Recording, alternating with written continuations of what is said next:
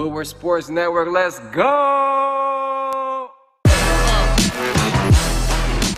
a happy Tuesday to you. Thank you for waking up on the Woodward Sports Network, Detroit's all-digital sports network. My name is Stick. To my right this morning. What up, though? It's Corey. And guess what? It's not any Tuesday. It's 3/16. I knew it. That's why you wore the shirt. It's 3/16. And to my left this morning. What up, though? It's Joey, and guess what? Mickey D's. McDonald's. That's what's up. Throw some D's on it. Is that a McDowell's shirt or a McDonald's? No, it's not a McDowell's shirt. It's the Captain's Jack for Travis Scott. All right. And we got Alex in producer land, and we have Fish over there in audio land. Adam is roaming around. He's going to be on at 8:50 with his bets today. Joey, you wanted to start off the show with a quick shout-out? Yeah, I wanted to give a shout-out to my people over at Bridge Street Exchange in downtown Fenton.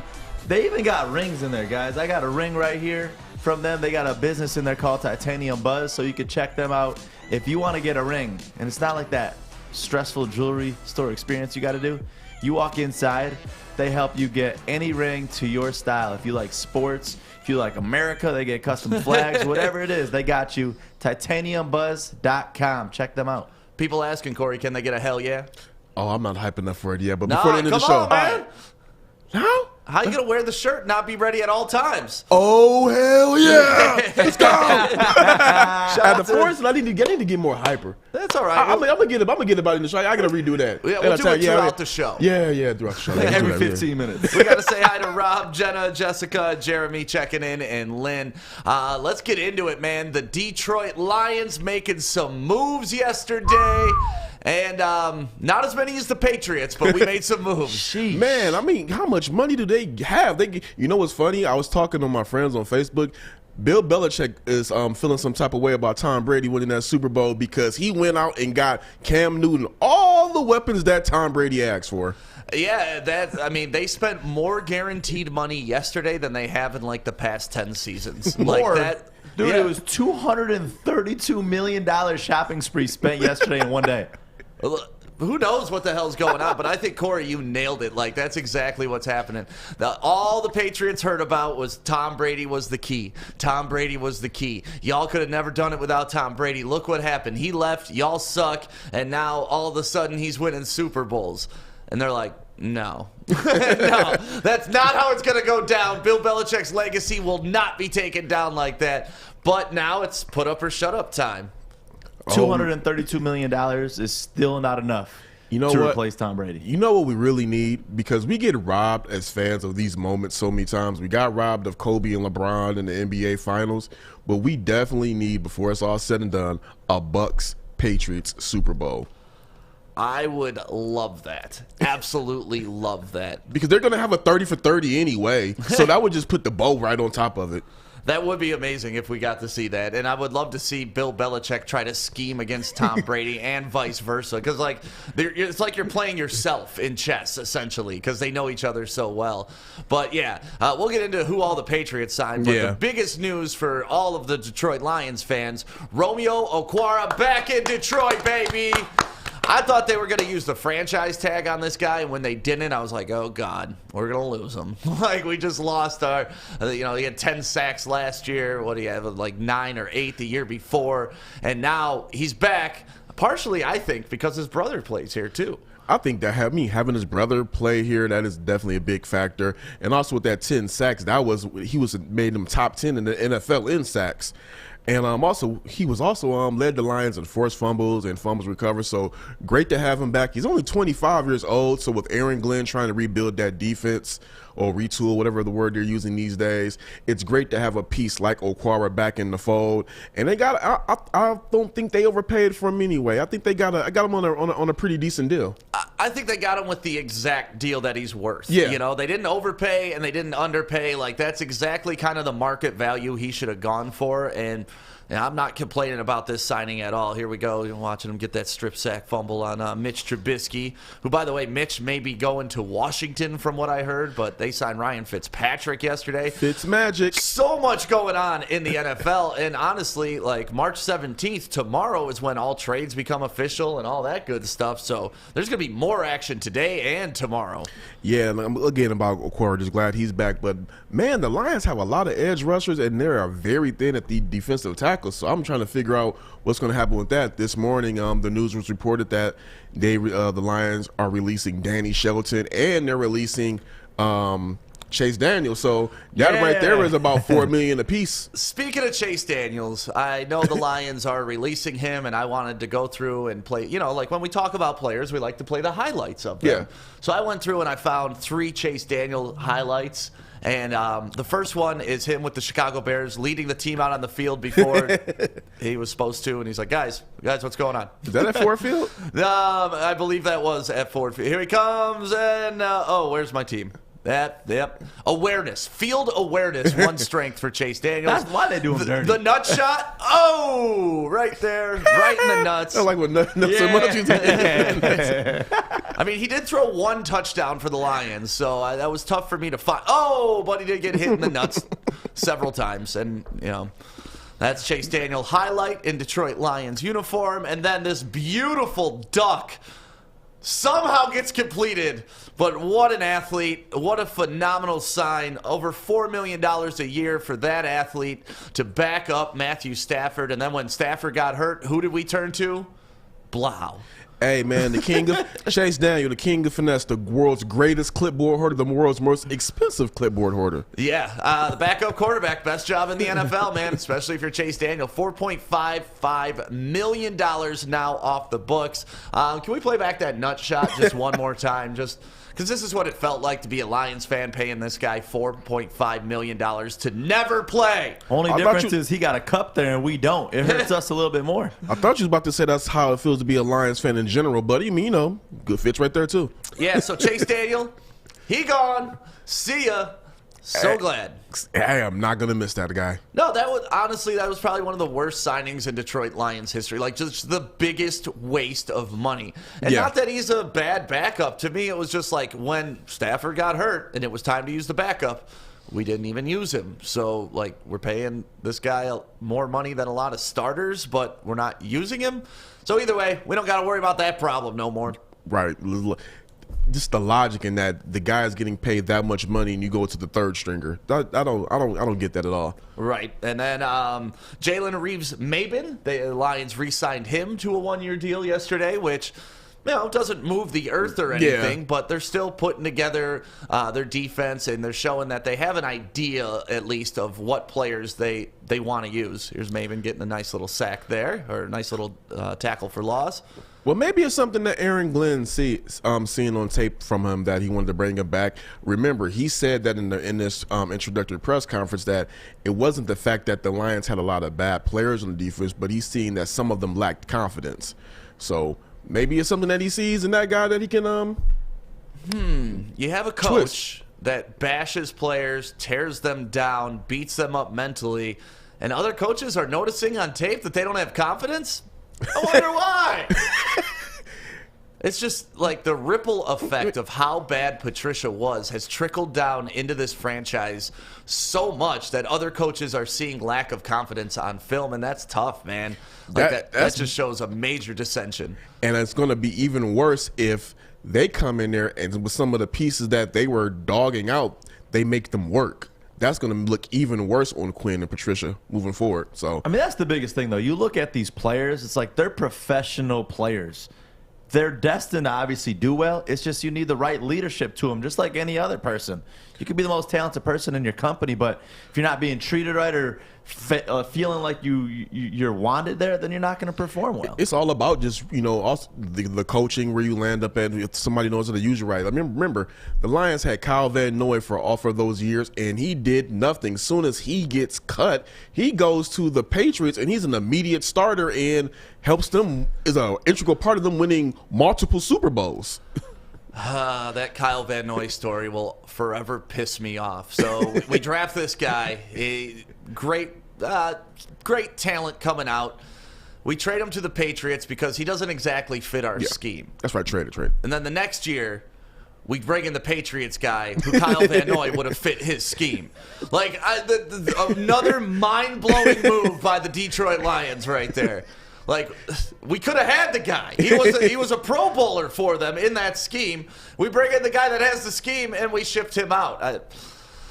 Man, I got some PTSD this morning for some of these Lions moves now that we're going through who they're re-signing and all that. It's like, damn, man, some of these decisions. And I'm glad they're moving on from those decisions like Chase Daniels, but at the same time, we still paid the man. Yeah, it's still that you just have to go through living through them until the Lions do something of significance with this new regime. You still just got to live in that moment of, damn, we let this guy go. Damn, we signed that guy. He did jack. Right. It's gonna be a trickle down effect, but they got Sheila Ford in there. They got Dan Campbell in there and Brad Holmes. I believe that they're gonna turn it around. And so far, even with some of these signings and releases, they look pretty good. They're being active. Yeah. Like, they're making moves. And at this point, you don't know if they're good moves or bad moves, but they're making moves, they're making noise, and it seems like they're marching in a general direction, which is what you want to see out of your leadership. And that's why I think some of the moves are good, because before the Lions were making moves, they're like, what? That doesn't make any sense at all. Like, why do they do that? These are like, okay, I see what they're trying to do. I can at least, vibe with it. Right. It sometimes feel like that $4.5 million we paid to Chase was from our own pockets. And that's the part that sucks most about this is we do got to just bite the bullet and move on, but I'm feeling good with a lot of these moves that we're making. And I'm just excited to see what we continue to do. Yeah, I mean, when you looked at the roster, how many guys would you be brokenhearted if they got traded or left in free agency? And that, I got like 4 players on the team that I'm attached to. Outside of that, you didn't really grow to love this team over the past 3 years. Now, I do want to kind of switch subject a little bit, but still stay on there. We talked about the moves that the Lions are making, but I did bring up how thin they're looking at defensive tackle. The Buccaneers made a lot of moves yesterday, but one move I did not see made yet, and I'm saying yet, I didn't see nothing about Ndamukong Suh coming back. Back here? Or no, back to Tampa. Now, he said that he wanted to go ahead and go back to the Buccaneers and run it back, but in the event that they don't do that, what do you think of the chances of him going ahead and finishing it out here? After all, when he out of his own words, when the Buccaneers won the Super Bowl, after the parade, his first stop after the Super Bowl parade was here in Detroit. I mean, the Lions fan and the hopeful fan in me is wishing he would come back here. I don't see him desiring to be a part of a rebuild right now. Yeah. And that's the thing. Dude's just coming off a Super Bowl. Does he really want to take that big of a step down? Or maybe he's matured over the course of his career and he wants to come here and mentor and be a leader and show the light and show the way on how to do it. I would love that if he came here. He was one of my favorite Lions of all time. Like when Ndamukong Suh had on the Honolulu blue, it didn't look like a pussy uniform. It looked like, oh my God, badasses wear Honolulu blue. He was stomping on people. He brought the attitude. We had the #2 defense in the league when he was here. Like, there's not much I can say about him besides some people didn't like him because of those things. Those things endured me to him because I grew up on Bill Laimbeer. I grew up on Rick Mahorn. I grew up on Dennis Rodman. I grew up on the Bad Boys, and that was as close as the Lions have ever been to, like, somewhat Bad Boys, or like you throw it back to the Steel Curtain with the Steelers, like just a mean machine. For me, I would like to see him come back now. Let's just be real. He's not the same Suh of old. He's an older Ndamukong Suh. And just being smart, if he can get back to the Bucs, I'm pretty sure that he would stay there on whatever deal they offered him. The chance to go ahead and repeat as Super Bowl champions or something is rare. I'm saying in the event that the Buccaneers decide that they want to move on from him and, there's not really any kind of job out there that's going to pay him that big money that people assume he may want, hey, would he come back? Let's see what we got. Who knows? I mean, we could give him Chase Daniel money, and I'd be good with it. Bring him back. I mean, that's not that far-fetched. I mean, he was just off that 1-year, $8 million deal with the Bucs. Right. So, I mean, he's getting older. It's just, does he want to be a part of a rebuild? Yeah. That's really the question for anybody that's looking to come to Detroit right now. Like we joked about Deshaun Watson coming here, Russell Wilson coming here. That's not going to happen. Those guys aren't leaving where they're at to go either to a similar or worse situation. Right. But Ndamukong Suh, because he has the ties here, because he has love for the city, I don't know. Use it as leverage, Lions, if you can. Get them here. And you got to realize, too, it's the positions that you're comparing on this. If you're a quarterback and you win a Super Bowl and then you go to a team that's a part of a rebuild, that's going to suck. But if you're an Ndamukong Suh, you got your Super Bowl, so there's not too much pressure on you to lead the team to another Super Bowl in that next season like a quarterback. Right. And also, too, another ring for him. I'm not saying if they can bring him back, definitely I would stay with the Buccaneers and try to go for the next ring. But adding another ring to his resume is not going to raise his legacy or his, status any more than what it already is. People already know that Suh is going to be a Hall of Famer. It's just that it is not going to. Another ring doesn't boost him up anymore. Well, we can all hope, we can all pray, and the fact that they're not signing him at least gives us a shot. Yeah. So I can root for that. Other players moving on for the Detroit Lions. They released Joe Dahl, the offensive lineman. He played in like 9 games last year. Once again, nothing really earth-shattering. I'm not married to any of these guys. Dahl wasn't a dominant player by any stretch of the imagination. Thank you for your time here in Detroit. We will try to bring in somebody to replace you. I mean, he failed his physical, so he failed his physical. I think that's a good reason to go ahead and get rid of somebody. Yeah, turn your head and cough. That's all you gotta do, man. That's all you gotta do. How you failed it? How weird are physicals when you're a child? Didn't like him. Oh, it's the weirdest thing in the world. Like you had to him get at up every year to play in Little League sports, and you're like 8 years old walking in. This guy just like touch your balls, and you're just like, what is going on here? Did you ever get physicals, Joey? Of course. I was always last minute. I mean, it was weird, but it was like, what, you had to do it. I know, but I never got used to it. You ever have a female doctor? No. I had it one time. One doctor, like my doctor wasn't there, so there was some doctor that stepped up. And I said, "What up, girl?" I said, "What I up, didn't. girl?" I did. I was like 8 years old, but I remember. She was like, "Where are your balls at?" These ain't dropped yet, I Joey. was 8 years old. Damn. Oh man, yeah, that was just we'd always go to like the inpatient clinic or like the walk-in clinic. We'd never go to like a real doctor, so it always just felt so like skeezy and weird. Now, did you ever do it early in advance to get it out the way, or did you do like me and wait to the exact last minute to get it done? Well, I played a lot of sports, so I just had to have mine active at all times. Okay. So it was like on a regiment. Like every year, go get your balls touched. Yeah. I only played one sport. I played football. I mean, I called myself doing track, but that did not work out at all. Jarrett Davis is moving on for the Detroit Lions. He is now going to the Jets. They signed him for $7 million. I didn't mind Jarrett Davis when he was here. Of the linebackers, he was probably our best, right? I mean, maybe. They ain't really saying much. Listen, I'm not saying much, but I'm just saying. He's one of those guys. He was the best by default. Yeah. Just because he was here, not because he was. He's not like Okwara, where the guy is the best because he's actually putting in the work. Davis was here. That was it. Dude, looking at Maven play, if it really were the leadership and the coaching that held him back a little bit, I think the dude could be a beast. Maven? Yeah. Yeah. Well, we're definitely about to see. I mean, for the Lions to have supposedly had a defensive guru as the head coach for the past 2.5 seasons and have one of the league's worst defense, I don't think that Aaron Glenn can come in and do a worse job than that. I mean, the ceiling is really low for him. Right. Jamal Agnew is now a Jacksonville Jaguar, so we will not see him returning punts or kickoffs or being used as a gadget player here, but I have a feeling Urban Meyer has something up his sleeve for Jamal Agnew. Even better, Darrell Bevel over there. Oh, yeah, that's right. I was not. I was mixed on that one, honestly, because I do like some of the highlights that he did have when he was here, but again, you can't really hold on to stuff that did not win, even though it did look good when we were losing. You gotta go ahead and move forward. So I'm gonna just trust this new regime that they're gonna be able to replace what Agnew did with somebody younger and better. And this hype video makes him look way sweeter than he ever was. I mean, Agnew was a good returnman. He's top 10 return guy in the league, but just in a league where returns are becoming less and less and less, the value of those types of players are less and less and less.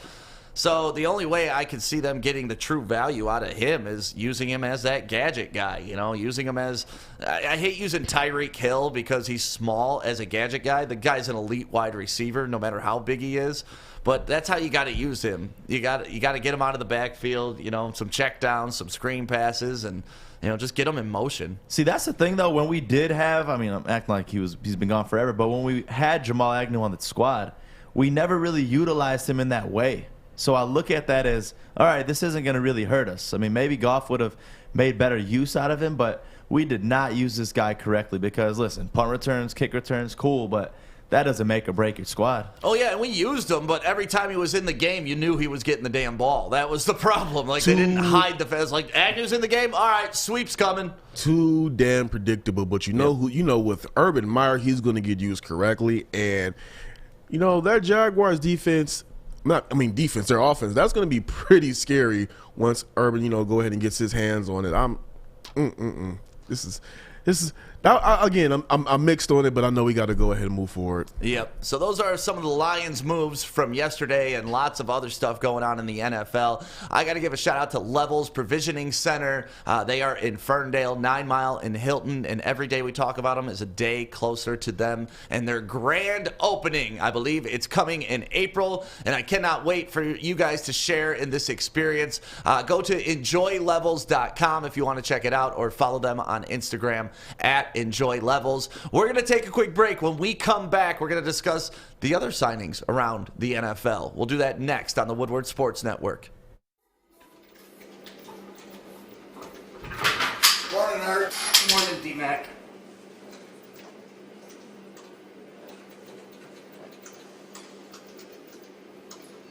An ounce at Michigan dispensaries is over $300. Why pay that when you can grow your own? With just one light, you can pull down over 48 ounces every harvest. Do that math and then come see us at Grow Green, where we have everything you need to start growing and a staff of master growers to help guide you. Click growgreenmi.com.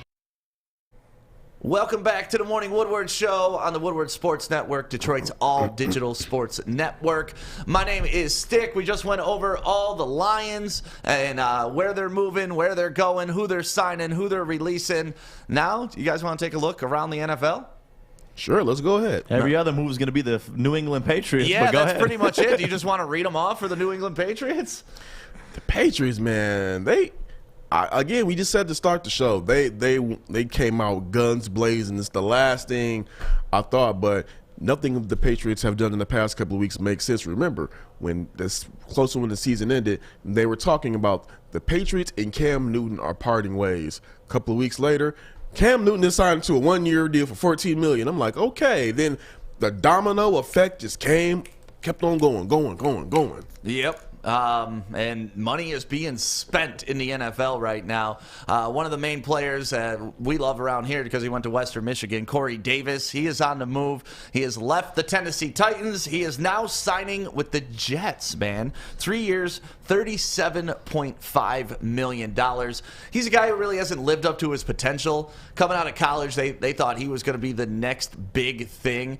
And he's done okay, but A.J. Brown really just overshadowed him in Tennessee. I'm curious of what he's going to do out there with the Jets. Their QB situation right now is in flux, isn't it? It appears that they're going to stick with Sam Darnold. At least they're loading up and giving him weapons. So are they going to move on from that pick, or are they? I saw a tweet that it would actually be really good for them if they take that pick, trade down, draft Kyle Pitts, keep Darnold, and then get. So now you're talking Denzel Mims, you're talking Corey Davis, you're talking Kyle Pitts. Ooh, that's some weapons on the squad. Damn, that's a good one right there. All of a sudden, the Jets are, Gary V's very happy. There's nothing I love more than the Jets being horrible. Because of Gary V? Yes, I'll never forget a couple years ago when we played the Jets and he came into town at Ford Field and we just barely lost. And I was like, no. Yeah, well, that's one thing. It's nice to know that Gary V, even though he's successful in life, he experiences the pain of losing football like we do, and it's like, oh, I got something in common with that dude. I root for my team even though they hurt. Would you rather be a Jets fan or a Lions fan? Oh, Lions fan. Yeah, Immediately I say Lions fan, but then thinking about it, like how cool would it be to have Joe Namath shirts and stuff that we're rocking? You know, the guy was walking around with furs and minks back in the day. Imagine if that was a former Lions quarterback. You know how many minks and gators would be inside Ford Field? I don't know, man. I mean, they did try to give Stafford his buff and his Dietrich fur. We do give out buffs here, which is something that New York could never do. No. So Never. Another signing yesterday. I like this for the Steelers. Bud Dupree signing again. He spent his first 6 years with the Steelers. He fits into that defense, and you know, if it ain't broke, don't fix it. Yeah, I'm with you on that one. Let's see. Other signings. This one shocked the hell out of me. Also goes back to the Patriots spending a ton of money. Jonnu Smith. Mm-hmm. I mean, he was a decent tight end. He was serviceable. But how much money they paid him? What they give him? 4 years, $50 million to go to the Patriots. Bill Belichick must see something. I don't know what he sees, but he must see something to give him that big of a deal. But you're taking him away from the Titans, right? So, hey. And that was like right as free agency opened up, too. Like, they jumped on that one quick. Yeah, that was the first one. And for me to see a tight end like that go that high, it's like, all right, fine. It's not only screw Brady, it's try to screw Gronk. Like, we're going to replace you with the best tight end we could because, like, they have to feel some type of way about Tampa Bay right now. It was even the fact that Tom Brady left and he went to the Buccaneers and did good. He left and immediately led a team from not being in the playoffs to Super Bowl champion, going on one of the most epic runs ever, going through Breeze. Whatever you want to say about how he was, how of a caliber of quarterback he was at the time, it still went through Breeze, Rodgers, Mahomes in one postseason. Damn. You gotta that's gotta piss Legendary. that's gotta piss Bill off. Yeah, and they did it with a great defense, too. Like, Bill Belichick just, I wonder if he even watched the Super Bowl. Like, I just picture him like a bitter ex all season. Like, I'm not even going to watch this. Look, I'll do you one better. How do you feel as Bill Belichick that your boss was at the Super Bowl to go watch his boy, and they're all, he's not, of course he's still the Patriots owner, but for that day you know that Robert Kraft was a Buccaneers fan. But was he there for the Super Bowl or was he there for the massages? Because we all know Robert Kraft loves Florida and loves those massages, baby. Hey, when you can kill two birds with one stone, you do it. Honestly, you can't knock him on that one. Get a massage while watching the Super Bowl? I mean, he got the money. Well, come on, man, live life. Especially now, it's like, where else could he spend his money? Everything's closed. No, when you got that kind of money, everything's open. Yeah, That's true. everything. And, you know, especially the things he wants open. They're open. Woo! Hey-o. And I just want to give a shout-out now that we're all on this 3-cam thing right now. Like, we didn't plan this, but we all kind of coordinated today. Coordinate. Like, we're like, getting on the same cycle as closed guys. See, but the thing is you paid for that, I stole this, so we're good. Oh, man, you Five-Finger Joey now? Yeah, just for Okay. this Where'd shirt. you steal that from? I was at the drive-thru one day, and I was like, yo, I really want that shirt. They said, oh, I'm sorry, these are for employees get that only. Big Mac As you in- see, it says crew right here. I never worked at McDonald's in my life, but now I do. Let me get that Big Mac and that shirt out you. Yeah, he Try gave that- it to me. Try that new crispy chicken sandwich. I know I haven't done that yet, but I Corey want to. has. I did. And I think I give all of you a coupon. Yeah, I got a coupon in my pocket. One more signing I wanted to touch on. Nelson Aguilar, once again, going to the Patriots. More weapons for the Patriots. They've slowly put together a decent little wide receiver core. They got their tight end in Jonnu Smith. They got another lineman. Patriots are looking on the come-up. You know, anytime the name Nelson Aguilar is mentioned, I just go back to that clip of when he was a Philadelphia Eagle and there was a burning building and the guy was catching people and he was saying, I'm catching that. You know, I just have to catch people, unlike Nelson Aguilar. So it's just, I'm sorry, this every time that name is mentioned, I think about that. But he's a good picker for the Patriots if he can, you know, catch the ball. I won't lie. Part of me really just wants to see this team fail. The Patriots? I love forever. I love, because they have won for so long that on top of that, because Brady's become one of my favorite players in all of sports, just to see him winning and his old coach crying there, all jealous as hell. Yeah. I'm still a fan, but I'm gonna be honest. I really want to see them play the Buccaneers in the Super Bowl. I'm sorry, I want to see Brady versus Belichick. That has to happen. the people need to get that moment. Just think of the 2-week build up to that Super Bowl.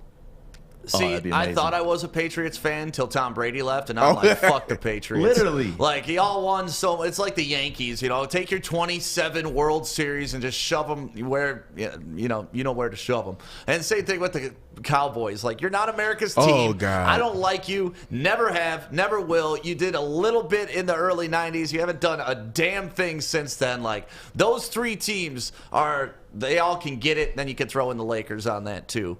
You know who else could get it? Who? Them crumble cookies. Oh. Because I love them crumble cookies, and I want you to try these right off of Rochester Road next to the Imagine Theaters in Rochester Hills. Crumble cookies. Been talking about them for 2 weeks. They just had their big grand opening festivities over the weekend, and there's still always a line because these cookies are that good. So go there and say what up to Amber, Anthony, the entire crew over there, because they're working hard. A local business that we support on Woodward Sports.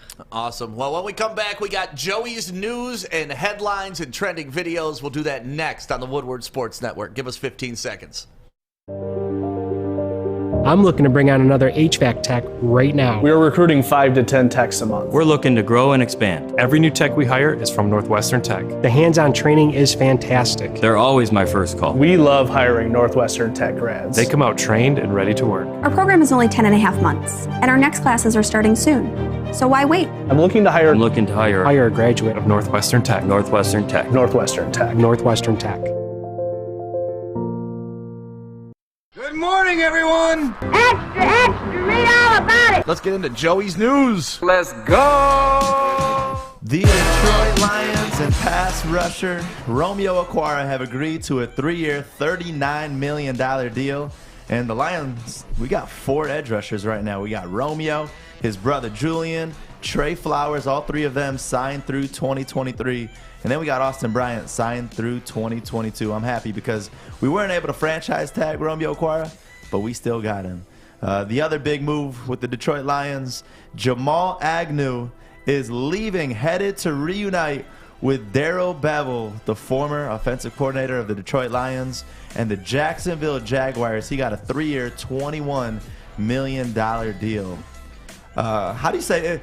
Is it Kamara Usman? How do you say his first name? Oh, for the UFC? Yeah. Just say Usman. Usman, yeah, right.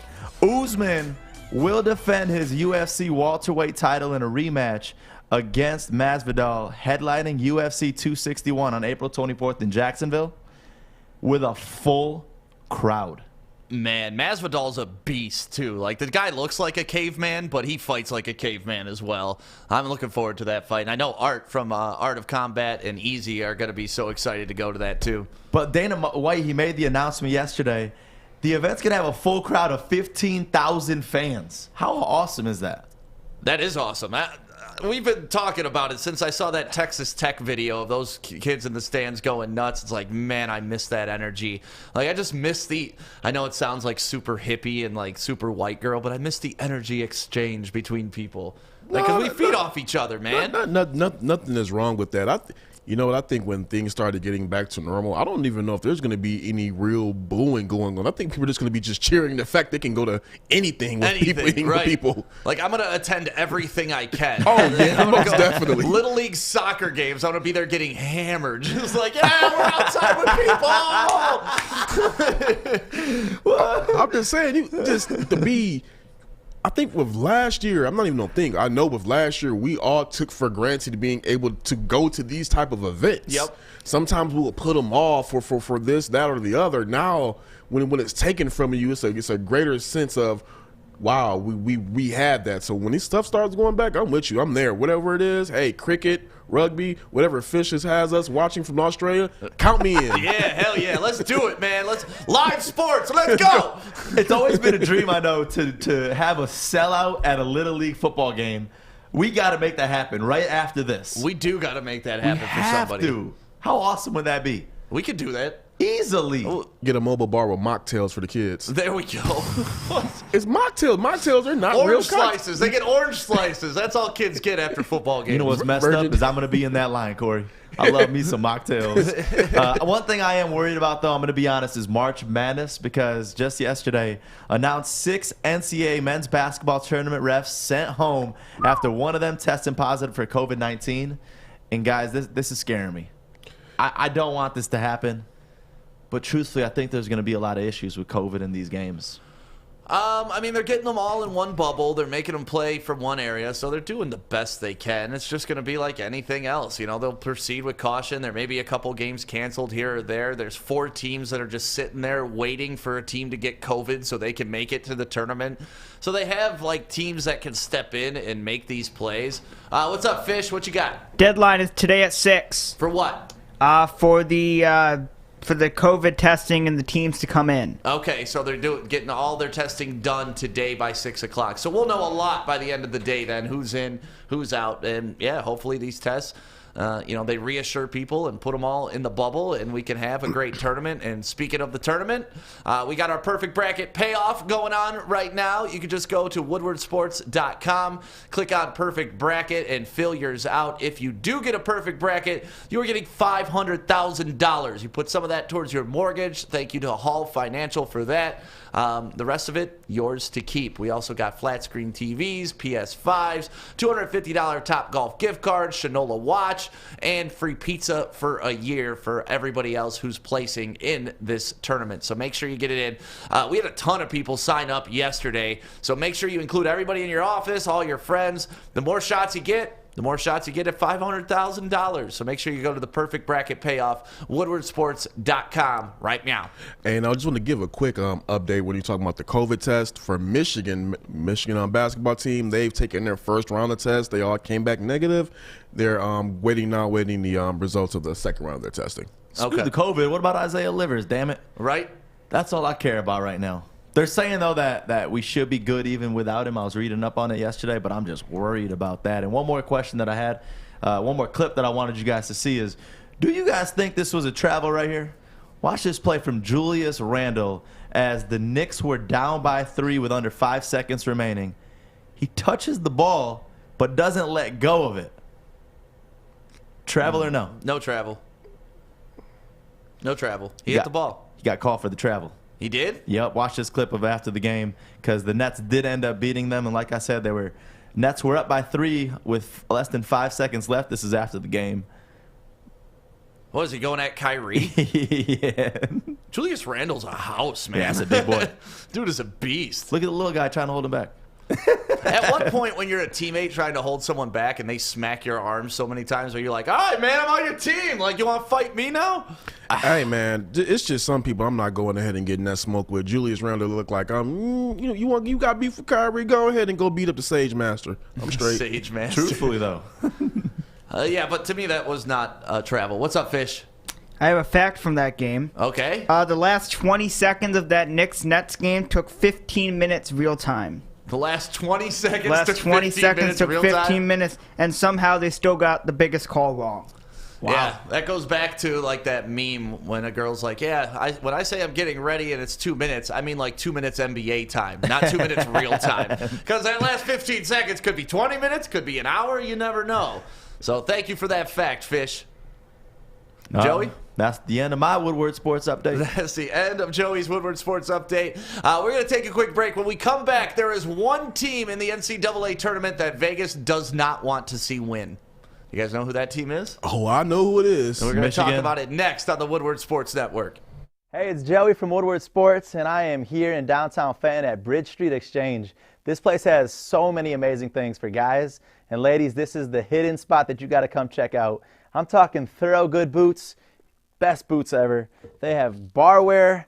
They got the Stormy Cromer hats. They got Carhartt hats, a huge Carhartt selection.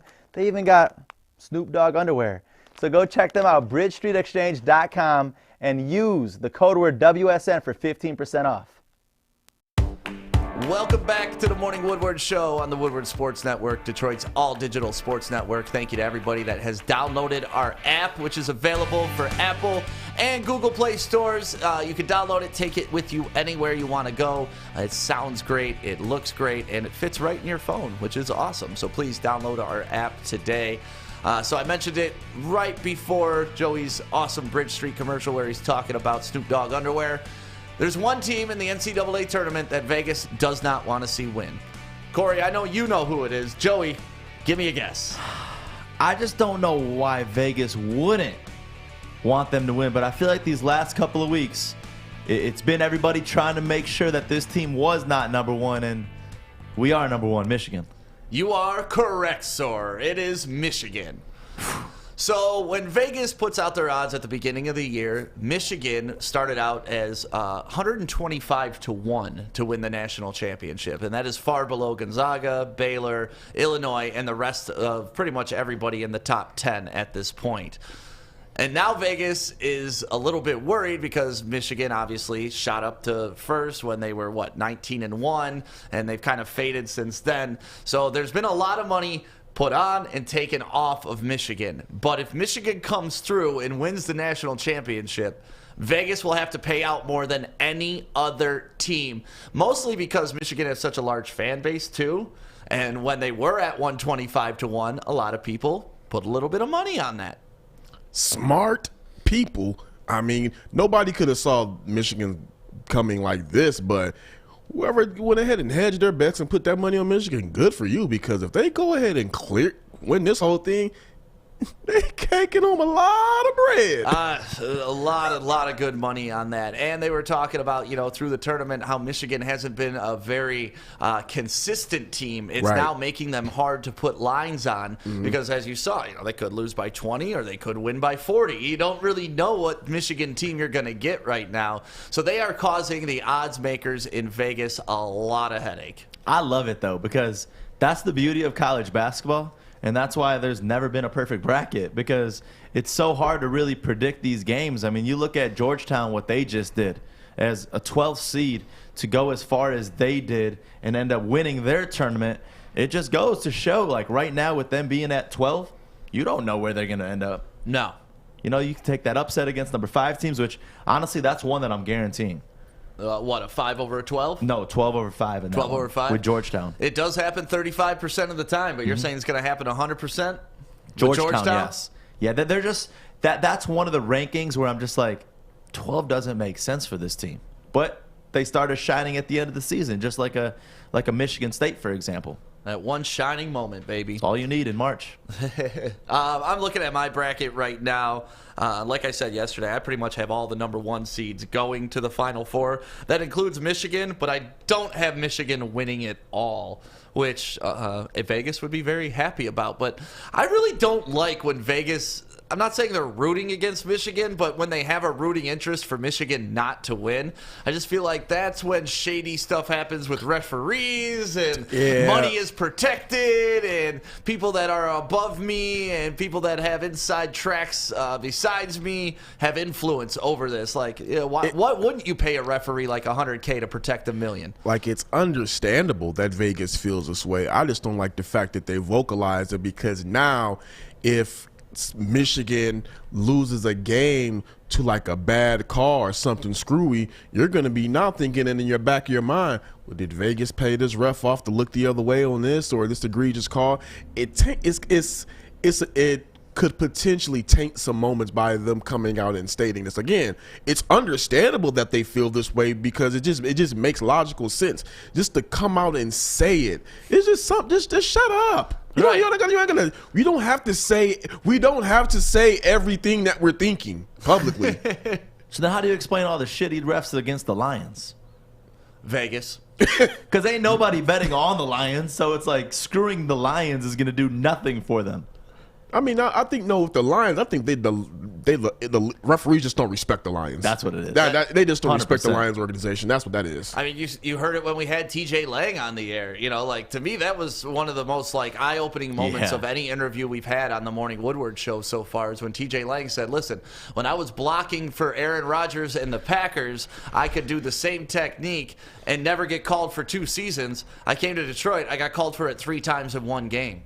To me, it was just like, he couldn't figure it out, and he's a player. So don't expect me to figure it out as a fan, but that was one of the most eye-opening things that I've ever heard a player say. And that's the thing, too. It's like it's T.J. Lang, the same exact plays that he did in Green Bay, he was doing them here. So it's not like he was playing any dirtier or anything else different. So I don't get that. It makes no sense, and it's just proof to your point, Corey.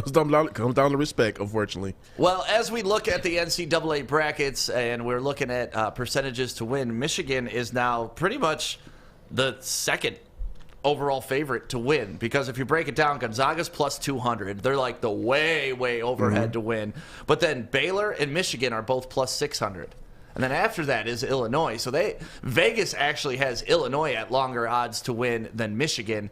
And I think Illinois has proven that they probably have a better chance to win this national championship right now than Michigan does. So it's interesting to me that Vegas is giving Illinois less credit than they are giving Michigan right now.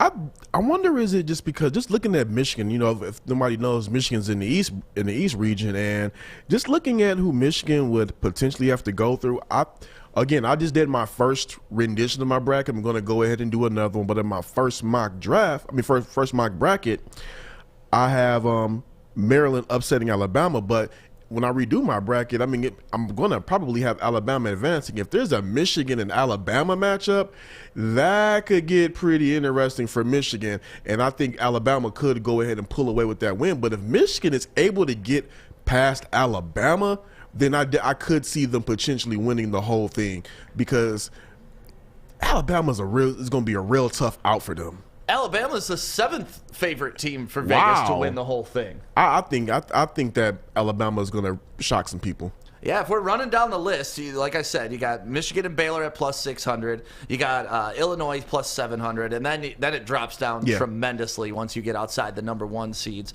Iowa plus 1,600. Houston plus 1,800, which I was shocked that Houston's that high. Bama plus 2,100, and that rounds out your top 7 there. And if anybody is interested in doing our perfect bracket payoff, one of the good strategies may be to look at what Vegas has for the odds and start using those picks, because the guys in Vegas put a lot of thought and put a lot of money into this to make sure they get it right. So that may be a good strategy for you to pick if you want to or not. Go to woodwardsports.com and fill out your bracket.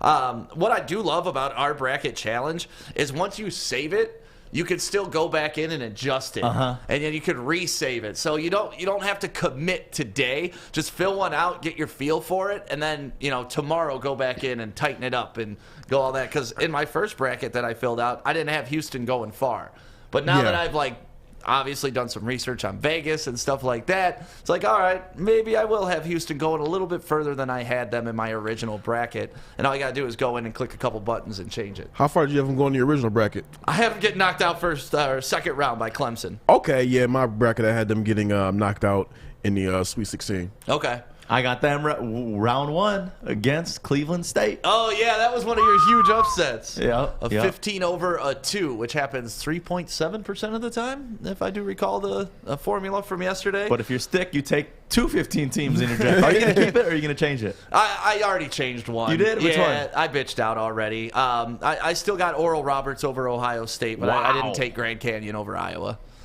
Oral Roberts over Ohio State would just... It would just put like a permanent grin on my face for no matter what happens. Ohio State's not that good. Like they got lucky against Michigan with a horrible call at the end. I'm not talking about a referee. I'm talking about a play call.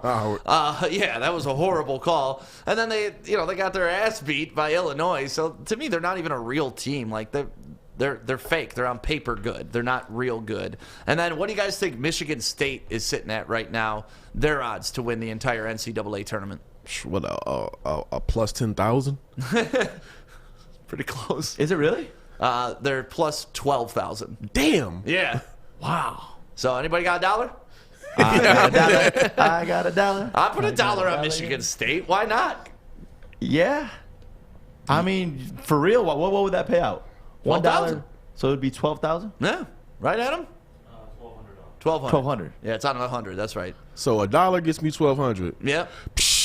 I'm in there. Wow. I might just put $10 for the hell of it. Oh, big spender over yeah, here. big spender, you know. Yeah, and if you want to put $1 on Michigan State and get that $1,200 back, go to mybookie.com right now. Enter promo code Woodward, though, so we can get you some free money along with that. Because when you enter promo code Woodward on mybookie.com, we will match your first deposit up to 50%. And, you know, all you got to do is put in $50 at first, and we'll give you a free $25. Or you put in $1,000, we'll give you a free $500. And then have fun with it throughout the tournament. Like I said, you know, you want to throw $1 on Michigan State, go do it. It's fun. And then Michigan State wins, you're the happiest kid in the land, right? I am not a Spartan fan, but if I'm going to go ahead and place this bet, if Michigan, we have this on tape, on recording. If Michigan State wins, I'm going full-blown green and white Michigan State gear, and I'll be outside right there on Woodward just like Stick. Yeah, that's right. Damn, you volunteered yourself on that one. if I win, I place this bet, and they win the whole thing. What? What? Yeah! I'm burning my own couch.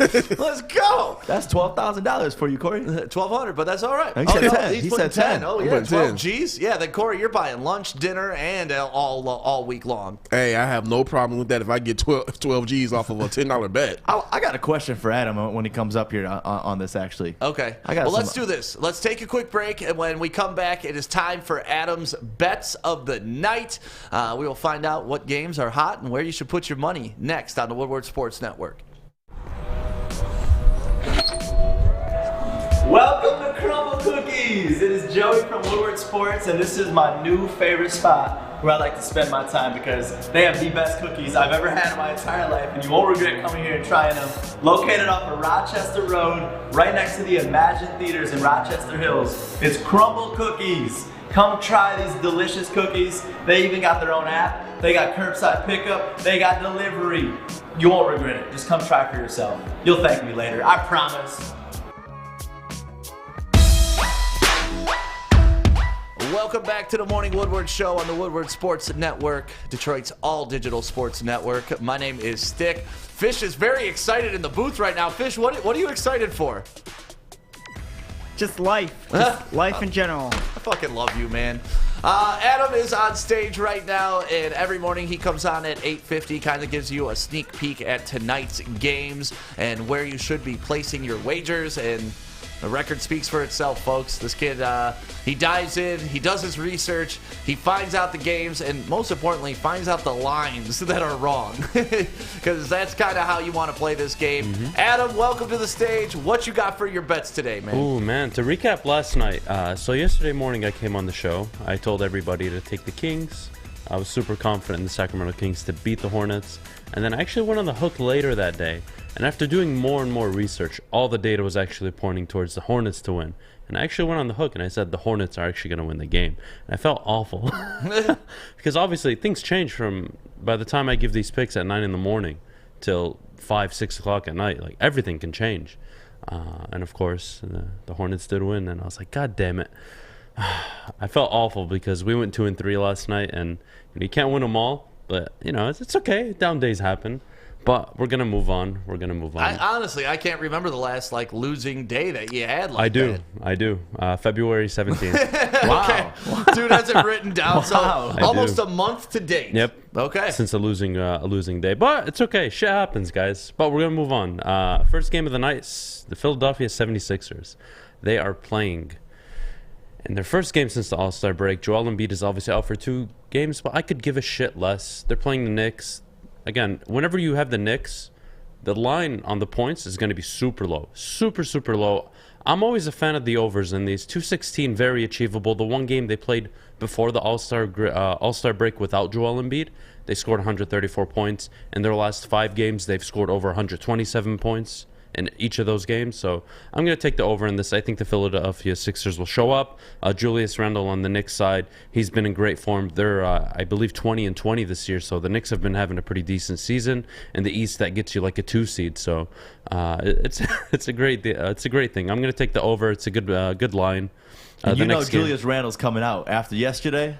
Seeing him pissed over the ending of that game, he's got something to prove. Hey, I don't blame him. The next game I'm going to dive into is the Minnesota Timberwolves versus the Los Angeles Lakers. The Lakers are coming off a back-to-back, a blowout win last night against the Golden State Warriors. I like the 9 points. 9 points makes sense to me.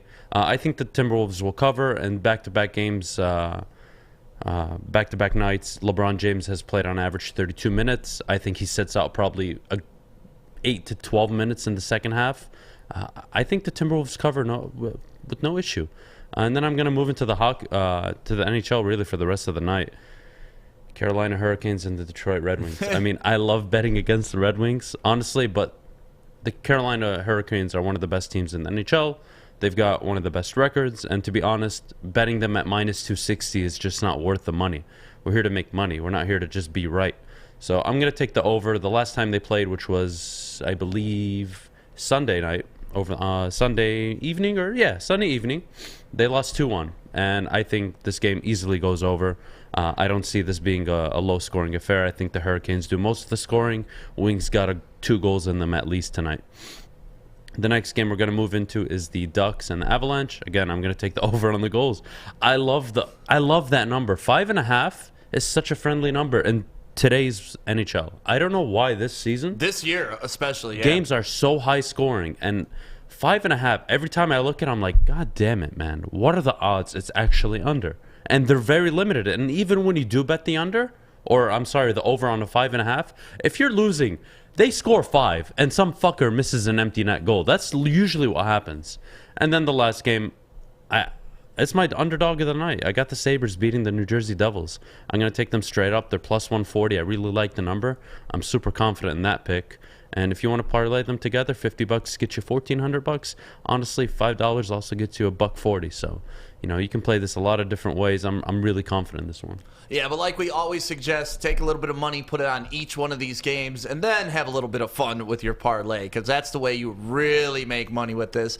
Parlays are fun to hit, but winning on individual games still gets you money. That's and you don't go broke taking profits, do you, Adam? No, hell no. I've never heard of it. So let's run it down one more time and go through all 5 of your bets. Just run through them real quick and recap them for everybody. Yeah, absolutely. We're going to take the over in the Philadelphia Sixers and the New York Knicks game at 216. I'm going to have the Timberwolves covering against the Lakers tonight. I'm going to take the over in both the Carolina Hurricanes and the Anaheim Ducks game tonight at 5.5 goals. Today's NHL, I love this number. 5.5, I'm always going to bet over unless it's a really, really bad game. And then, of course, my underdog of the night, I'm going to take the Buffalo Sabres to beat the New Jersey Devils. Sorry, Joey and I both got distracted by the chick walking by the studio. No, I was just looking at what coffee she ordered. Yeah. What was your question, Joey? She had some really big coffee cups. Yeah. What's up, girl? All right, we got to get back to the show. Thank you for that, Adam. We appreciate you coming on every morning at 8:50. Those are Adam's picks of the day. He also pops in on the hook from 3 to 5 today. And, if any updates, injuries happen, COVID happens, something like that, the lines change, Adam will make sure that you're up to date You guys want a fun stat? Always. I have a 69% win ratio on the Morning Woodward show, 86% on the hook. Wow. So it just goes to show all more the data. time. Yeah, more time to actually evaluate all the picks. That's just I'm a surefire thing in the afternoon. Oh, I got a question. Yeah, go for it. So would it be smart if I were to pick like 10 teams and just put $5 on them? Because like even like a Gonzaga, if I put $5 on that to win the whole thing. To win the whole thing. No. It's not? No. Because that's $50. Yeah. Do you win $50 if one of those teams wins? Yeah, I mean, even Gonzaga's plus 220. Plus 220 on $5. That wins you, what, $10? No, $12? Oh, that's all it is. Oh, okay. Yeah. Then never mind. And then you're betting 50. Yeah. So if Gonzaga... So, Joey thought he cracked the code. I'm just trying to think on this one. There's got to be something. I like this whole idea you of can betting do on that. these. You can do that, but you got to do it with a less amount. You got to do it with like $20, and you got to do it on like 3 seeds, a 4 seed, a 5 seed. That's the only way you're gonna make money. If you're betting on a 1 or 2 seed, if you want to win on a 1 seed, you got to bet like money. You got to put $100. You got to put your money where your mouth is on 1 seeds. Yeah, that's true. If you're betting a 2 seed, honestly, it depends on their odds. A 3 seed, definitely anything after a 3 seed. I mean, your odds are amazing. You can put a little cash on the side. That'll pay off. This is going to be so fun with betting this year. Oh, I love it, man. I love Corey, it. don't waste $10, dude. Go get like 5 McChickens or something. What's wrong with you? $10 on Michigan State. Michigan State's not getting past UCLA, man. I'll put $1 on it. I'll put $1, baby. Yeah. I just love how you think McChickens are still a part of that dollar menu. We're going to take a quick break. When we come back, we're used to college athletes getting perks and some things that us normal folk don't ever get. Something has been offered up to everybody in the NCAA tournament bubble, and I think it's hilarious. So we're going to talk about it next on the Woodward Sports Network. You don't fumble the ball at work. Hey, Drake Bell, Sean Baligian. See you guys next weekend.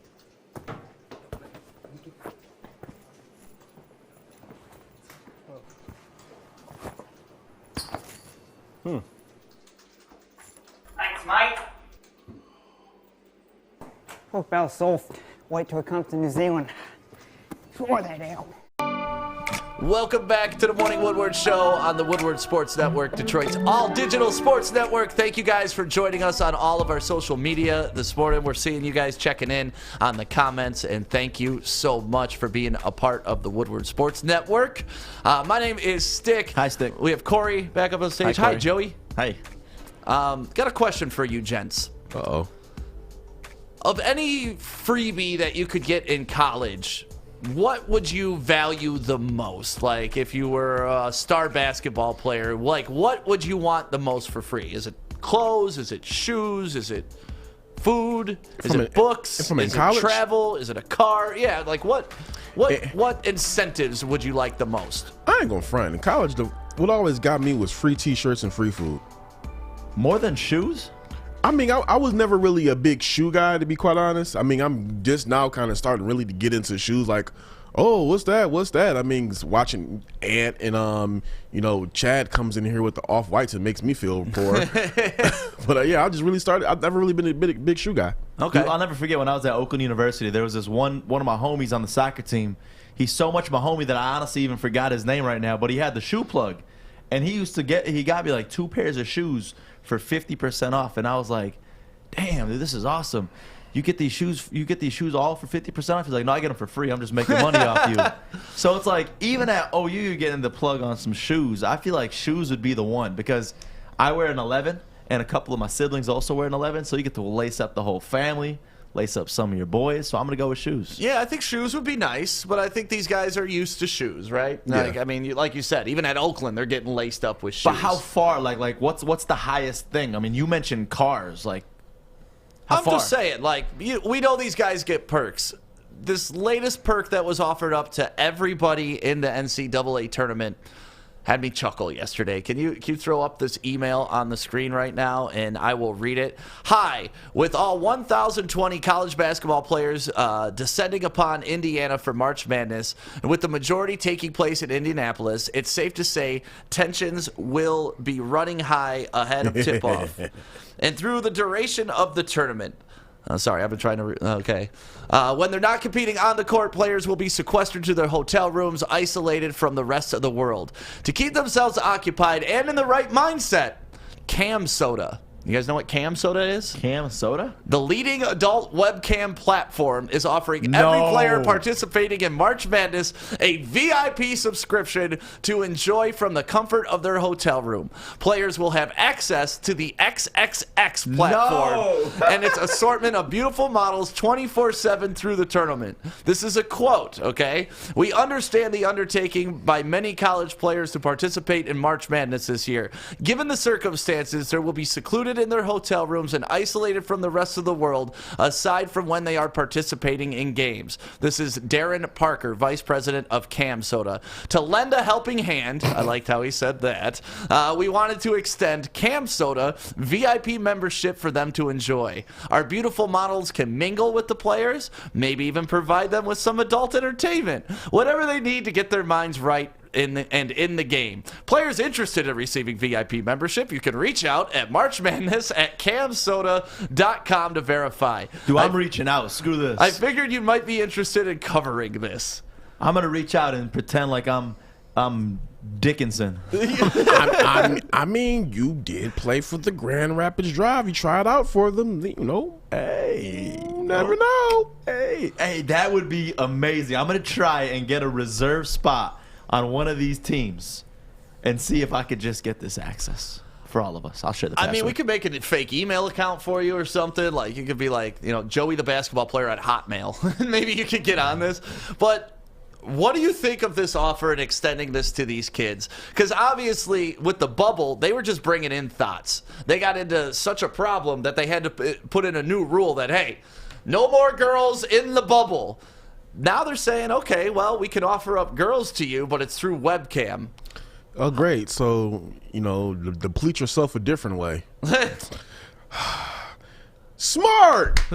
So you're saying deplete yourself, like Oscar De La Hoya wouldn't masturbate or have sex before boxing matches because he thought it would drain his energy. Are you saying they're depleting themselves like that? Yes. Would you take the membership if you were part of a squad? No. I would be emailing them now. Would you really? I mean, why not? You're like we just discussed, you're getting all these other free perks. Why not dabble? I mean, of course, we all know porn's pretty much free in 2020 anyways. Yeah. But this seems like a little bit different. You can actually talk to the girls. You can have one-on-one cam interactions. I mean, if I'm a college kid and I can't smash for a week, I'm doing this. I don't trust it. This seems like a setup waiting to happen. And I don't know where the other shoe drops at, but I wouldn't take it. What do you mean setup though? Like, yeah. I'm just saying. It's some things are just too good to be true, too good to be free. Nope. It's just a little baby subscription. That is no cost to this company. This is the smartest thing because just that email. We've never heard of camsoda.com. Guarantee you later on tonight, stick goes to camsoda.com. I'm actually going to camsoda.com right now, to be honest with you, because I want to see what this is all about. CamSoda presents the world's sexiest free live webcam models. The site contains sexually explicit material, must be 18. And, yeah, I mean, all right. Not bad. It is pretty explicit. I would feel weird as hell having a live cam girl. Really? Weird as hell. I'm kind of with Corey. Like, this does seem like a setup. Like, they know some of these kids are going to go pro, and they may be recording it on the back end or something like that. Get them in that sex tape moment. They have cameras now that are buttons on a shirt. So it's some they're gonna set one of these guys up somewhere, and then they're gonna extort him for money when he gets a draft pick. Like, hey, I need half of that signing bonus, or I'm gonna leak this tape of you whizzing off in front of a camera. Come on, it can happen. Chance. What do you mean it could happen? That's the biggest lawsuit in the world if that were to happen. Hey, what are they gonna say? Give me $100,000. I'm gonna leak this. All right, I'm gonna sue you for $100 million. And then you can still leak it. So go ahead. Or I mean, hey, you know what? You can just sell it to TMZ and they'll go ahead and pay like $2 million for the tape. I love Jeremy's comment on this. Well, OnlyFans, ball is in your court. And that's, I mean, honestly, if you're alone for that long, if you make it far in the tournament, they're there like 3 weeks, right? Yeah. 3 weeks, Joey. These are college kids. Did you go 3 weeks in college without smashing? Probably, yeah. I'm sure I did, but it's just the live webcam thing is weird to me. But they can't bring girls in. I know. So, like, to me, I thought, first of all, it's a great marketing ploy. Absolutely. Whether or not anybody accepts them, it's become news because of this. Like, Pornhub should have been leading the way on this. But at the same time, I'm taking it if I'm in college. I don't care. I got no shame. You guys can pretend that you don't do it. You can pretend that if 3 weeks away at college you're not going to get lonely. Go ahead. I'm going to be on Cam Soda. Over or under 50% you think of students redeeming? Oh, way under. You think? Way under. Way under.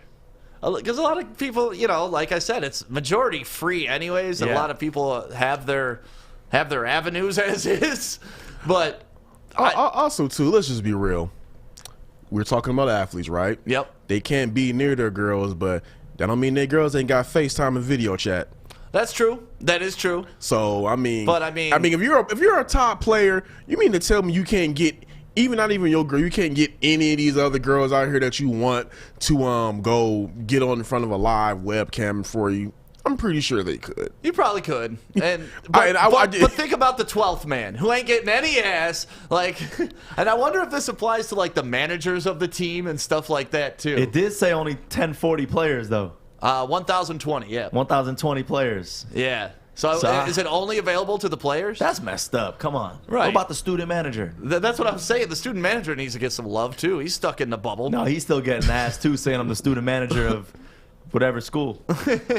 Yeah, I mean, no, student manager's not getting none. I had to think about that. No, he's not. Student manager. No, he's probably gonna have to use that Cam Soda. So yeah. Well, at least now Cam Soda is a part of our regular conversation. And like I said, brilliant marketing, great job by them. Even if one person takes them up on it, they got their name out into the news. I mean, we're talking about it. I went to their website. They got a click from here, which hopefully that doesn't, put a virus in all of Woodward Sports and shut us down. I love that it says, to redeem, please email. Like, what do you put in that email? What's the subject line? What would your email be? Like, hello, good sirs. I would like to jerk off to your people. Like, I would like to take you up on your offer to see Neckeds. Like, legit. Like, hey, this is Hunter Dickinson over at the Michigan University. Interested in the offer that you have here, please? Like, we got to shoot him an email. Somehow 100%. his information just accidentally leaks that Hunter Dickinson signed up for it too. I mean, Woodward Sports does kind of sound like it could be a collegiate email. What team? Is there any teams in the tournament that's got any sound like the Woodward or something? I mean, come on, like this MSM. I don't even know what the hell MSM is. It's not Woodward that's also Sports. close to a dangerous sex thing too. Right. I'm glad you got that, Corey. Hey. Oral Roberts, the whole squad got to get laced up. Yeah. Joey at Oral. Like, I would like to take you up. Dude, this is what we do. We buy the domain name at like oralrobertsbasketball.com or something like that. Oral Roberts B-ball. Adam's looking to see if it's available right now. Oral Roberts B-ball. And just get me Joey at oralrobertsbball.com. All this so we can all get subscriptions for a month. Dude, I'll share with the whole Woodward Sports family. We'll put it up in the chat. It's available? What is available? oralrobertsbasketball.com? Oral Roberts B-ball. Buy that and let's create. What are we doing here? Dude, we're making a video right after the show. We're doing finessing the system, Corey. That's what we're doing. Oral Roberts basketball is available? How the hell is Oral? Okay, yeah, I guess the athletic department or whatnot. Okay, right. Yeah, there will be a reason. Yeah, it's either that or I love what Easy put in the chat. We could also do Morehead State, like from Morehead.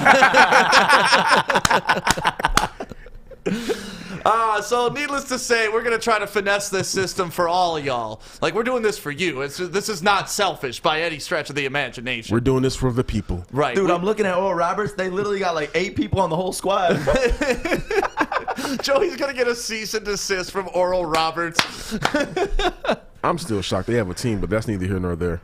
Oh, man. So, yes, that is out there right now. One of the many offerings that these college players are getting, aside from shoes, aside from food, aside from a great place to stay, but they are also getting webcam girls serviced up to them for free, which, if it's for free, it's for me, and I'll take 3.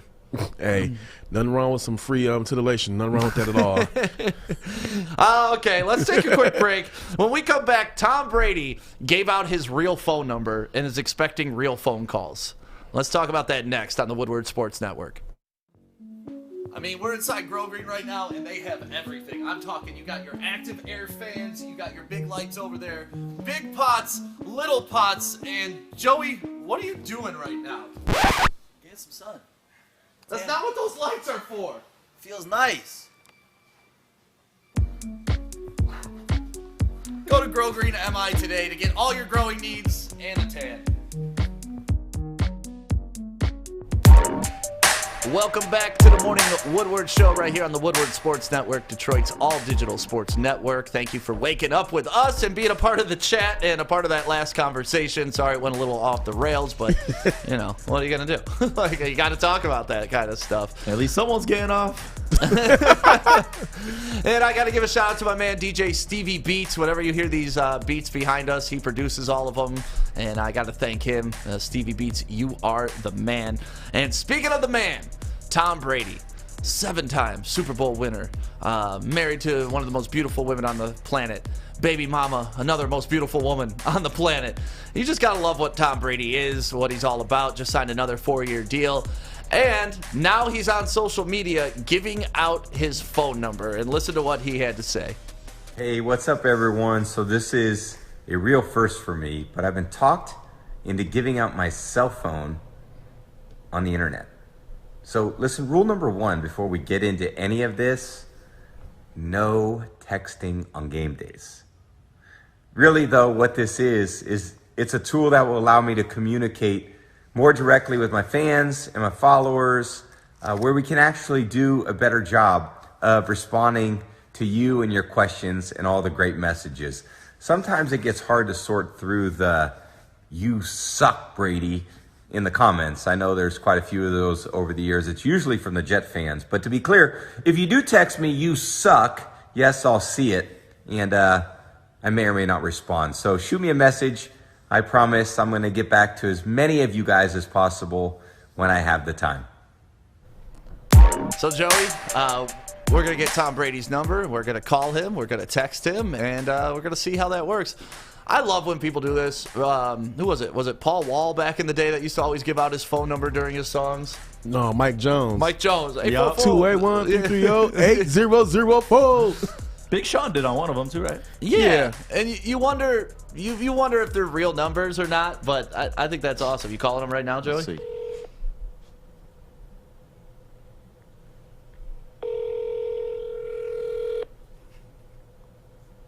How amazing would that be? I'm going to program it, Tom Brady. The mailbox is full and cannot accept any numbers. Of course it's full. What's up, Fish? What you got to say? I think they are real numbers. They connect it to some site which allows you to have a number. So I don't think it's your number, but it's connected via a different way. Yeah. So you could like have like Google a number. There it is. Yeah. So you could have like a personal number for just specific people, and then you can have 8 billion people on this number. Nice. If you could pick one athlete to have their number on speed dial, who would it be? Ooh, that's a good question. That's why I asked it. I would love to be able to talk to Bo Jackson. Like that's my idol. I love Bo Jackson. It'd be so sweet to just call up Bo. Like, hey man, what's up? You want to talk sports? You want to play some baseball? Want to play some football? You were the greatest athlete of all time. Let's talk. Joey, you got anybody that pops in your mind when I say what athlete would you like to have? I mean, my number 1 is always LeBron. Like that's just always been. I mean, for me, it was just because since I was a kid, since like 2000 when he was playing at St. Vincent St. Mary's, like I was always a super fan of LeBron, and to have that conversation would be so awesome. But I don't even know what I would want to ask him. You know what? I was trying to think of somebody, an athlete that's alive, because the person whose number I would want to have, I would want to call Kobe. But you know, we all know. But who is alive? I'm gonna say. So I'm gonna go with sports entertainer. I'm gonna go to Rock. Oh, that would be a great one to have on speed dial. Rob Connington says Gronk. We got Ray Lewis and Chad Ochocinco. Ray Lewis is a good one too. Yeah, especially if you need anybody murdered, you just call Ray Lewis. He sets it up, and you're good. What's up, Ray? Wouldn't you like to have Ray on speed dial? Oh, we're gonna act like he didn't murder somebody? Are we really gonna sit up here and act like that? I'm not.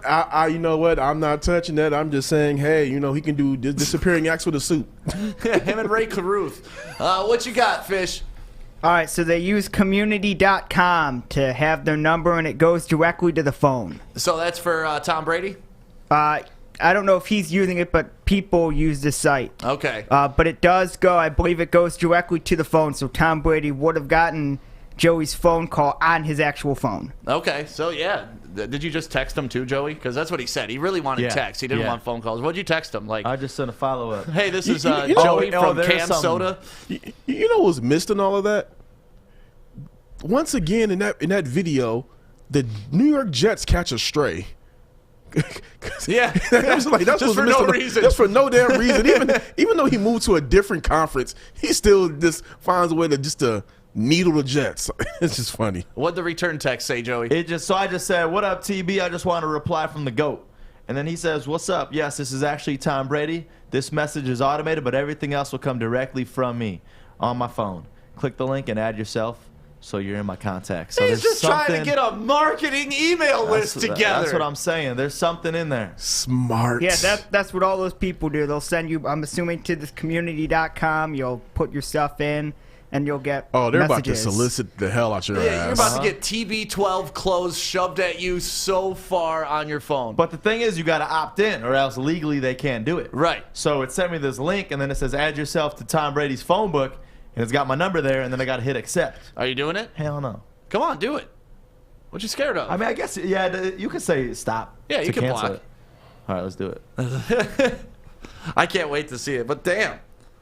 I want Dan Campbell's phone number. that would be great. He Garrett replied, said that. locked you in.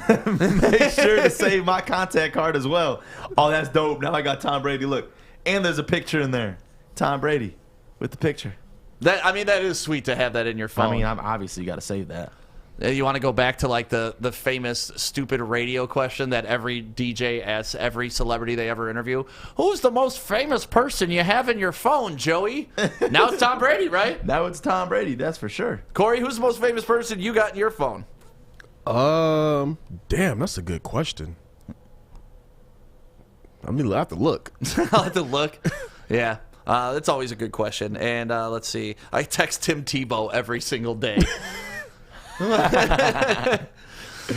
So yeah, Tom Brady out here giving out his phone number, but now that we've kind of explored it a little more, it looks like he's just trying to get your contact information so he can solicit and remarket you. If you're cool with that, give Tom Brady a text. I mean, how cool would it be that eventually he pulls a couple names out of these and like brings them to a Super Bowl, or you get to hang out with Tom Brady or something like that? That'd be pretty awesome. What you got, Fishy? He can't actually respond. Obviously, the chances are very slim because Right. he'll have 50 billion messages going through, but he can respond. Yeah, and I wonder how many people are messaging him at this very Oh, moment. man, probably everybody. Everybody? Oh, I just thought Eric Bischoff. That might be the most famous number I have in my phone. Oh, I was going to say, dude, we can get you that number, but yeah. All right, cool. Yeah, Scott Bischoff does a great job doing the draft show with Sean Baligian, and he also writes some great articles for us up on woodwardsports.com. And Corey also writes great articles on woodwardsports.com. And so, yeah, we just wanted to touch on Tom Brady, giving out his phone number. Hopefully somebody gets a hold of him, especially here in Michigan. That'd be sweet. That's what you should have texted. Like, hey, I'm in Michigan. I said sent from Michigan. Okay. Yeah. Maybe a little bit more likeliness of him. A little bit. But yeah, so shout out to Tom Brady. I wonder if he wants to get in our perfect bracket payoff challenge, because right now it's going on. It opened up yesterday, and we had thousands of people sign up for this, and we want to make sure that you get signed up right now. The perfect bracket payoff is here. $500,000 if you get a perfect bracket. But even if you get 60 out of the 63 right, we got a $10,000 prize for you. And then even if you beat everybody else, we got a PS5 for you with a big screen TV. And then if you're in second place, you get the Shinola watch. Third place, the 50-inch TV. Fourth place, you're going to get the $250 Topgolf gift card. And then fifth place, we got pizza for a year. And then everybody in the top 10 gets pizza the night of the national championship game as well. We'll show up, deliver it to your house. Like Darren McCarty may show up to your house if you're in the top 10, which would be a lot of fun. And then for everybody who's like, I don't really know the brackets, I'm afraid to fill it out, I'm never good at these things. Well, good. I hope you're not good, because if you come in last place, you will get a toilet bowl compliments of Woodward Sports. And isn't DMAC delivering that?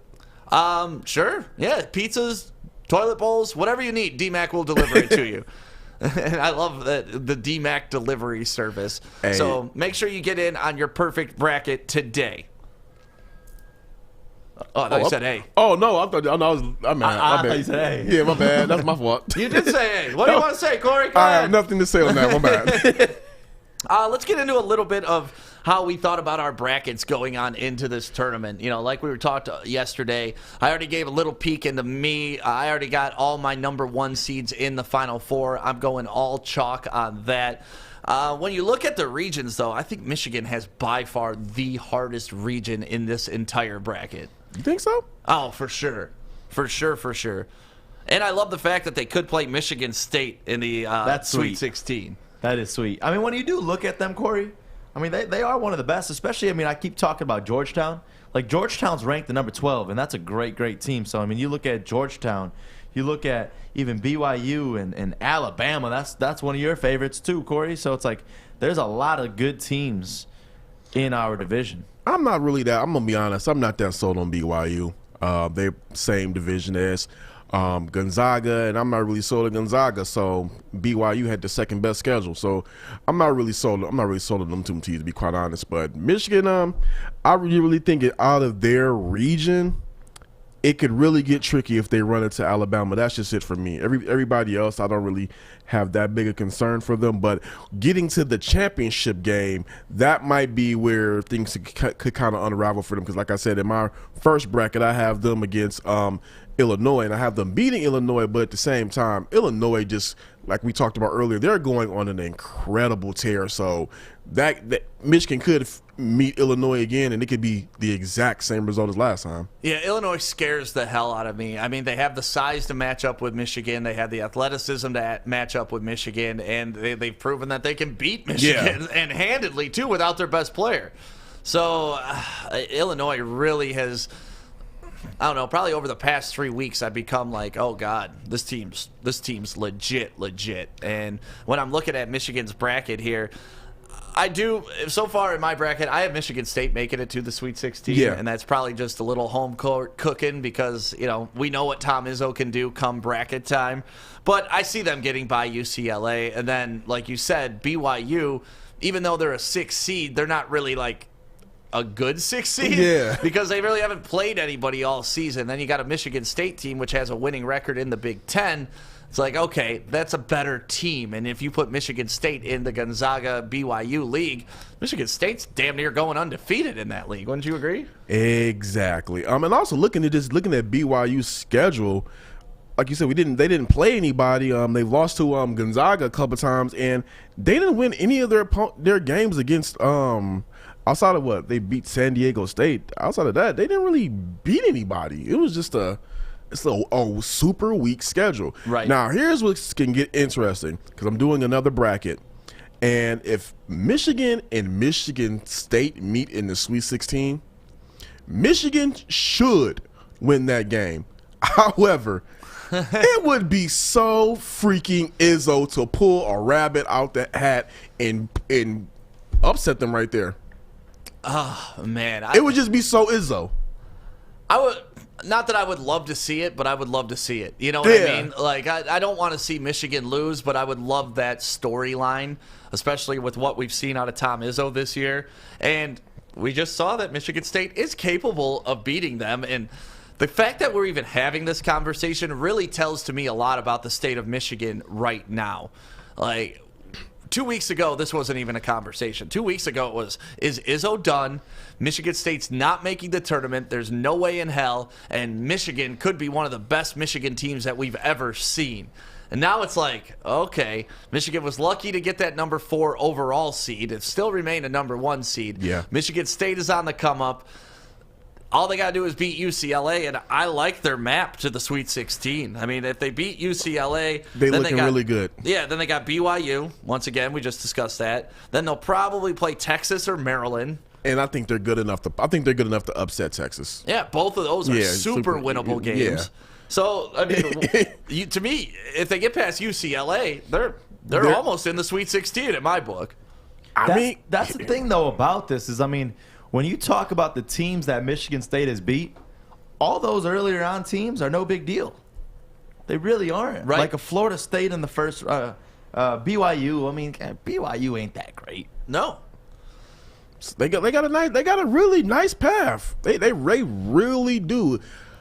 That's why I don't think that putting money down is not that far-fetched. All they got to do is just really just be an Izzo team and show the hell up. This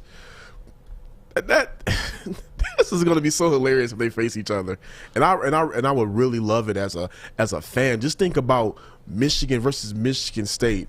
That a fourth time. Wouldn't that be a fourth time? Yeah. No, third or fourth? No, third. Third. Third. Yeah, Third. should have been a fourth. Should have been a fourth. Yeah. Should have been a fourth, but it'll be a third time this year, but in the Sweet 16. Just imagine how that would be in state. Oh, it'll be so fun. And hopefully by then the state is a little more open. And we have bars and stuff. Because Joey and I went out to the Michigan State football game this year in Ann Arbor.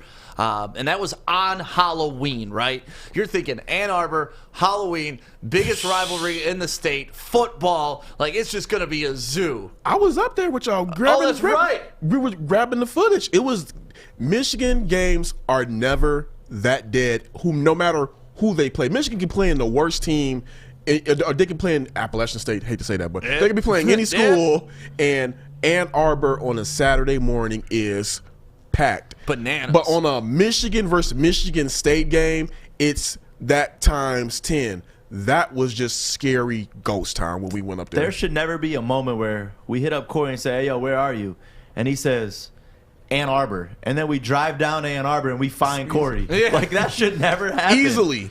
Oh, there's Corey right there. Literally. He's one of 3 people that are out. Literally. And I'm like, it was just such a ghost town. But remember when we tried to go expected. talk to the fraternity and they freaked out that we stepped on their property? Yeah. Because, like, Michigan was kicking kids out if they had other people in their houses or stuff like that that weren't on campus. And honestly, like, Joey and I, we were there to give them money, too, right? Yeah, because we wanted to give out some money them. while we were driving around and promote Woodward Sports. And we literally, like, take a step, and they're like, whoa, whoa, whoa. And then all of a sudden, you know, I started recording a video like, hey, we try to give these kids money, but look how serious they're taking it. All of a sudden they creeped up behind us and started talking to us. They ended up being cool with us. But at first it was just like, oh my God, this is death if you guys come onto our little piece of land because of what Michigan was doing to anybody who wasn't taking it serious. That's $15,000 to $20,000 in tuition a year. Just gone. Gone. I don't think that any of these kids are taking that chance because some of them did get expelled because of it. Yeah. So hopefully if Michigan and Michigan State does play each other in the NCAA tournament, we get to throw a big-ass party. Because that's in like it'll be like 2-3 weeks from now. So who knows what's going to happen by then. Let's take a quick break. When we come back, we got Joey's News right here on the Woodward Sports Network. I'm looking to bring on another HVAC tech right now. We are recruiting 5 to 10 techs a month. We're looking to grow and expand. Every new tech we hire is from Northwestern Tech. The hands-on training is fantastic. They're always my first call. We love hiring Northwestern Tech grads. They come out trained and ready to work. Our program is only 10.5 months, and our next classes are starting soon. So why wait? I'm looking to hire a graduate of Northwestern Tech. Northwestern Tech. Northwestern Tech. Northwestern Tech. Good morning, everyone. Extra, extra, read all about it. Let's get into Joey's News. Let's go. In the headlines, after a couple moves yesterday. The headlines? What did I say? In the headlines. Yeah. They are. What's wrong with that? I said headlines. It was a pun, a play on words. Oh. I thought I said it wrong. No, I was like, what? I was just messing with you, man. Oh, yeah. So the Detroit Lions were in the headlines. I like there that. we go. I like there it. it I is. get the joke now. I'm going to use that one.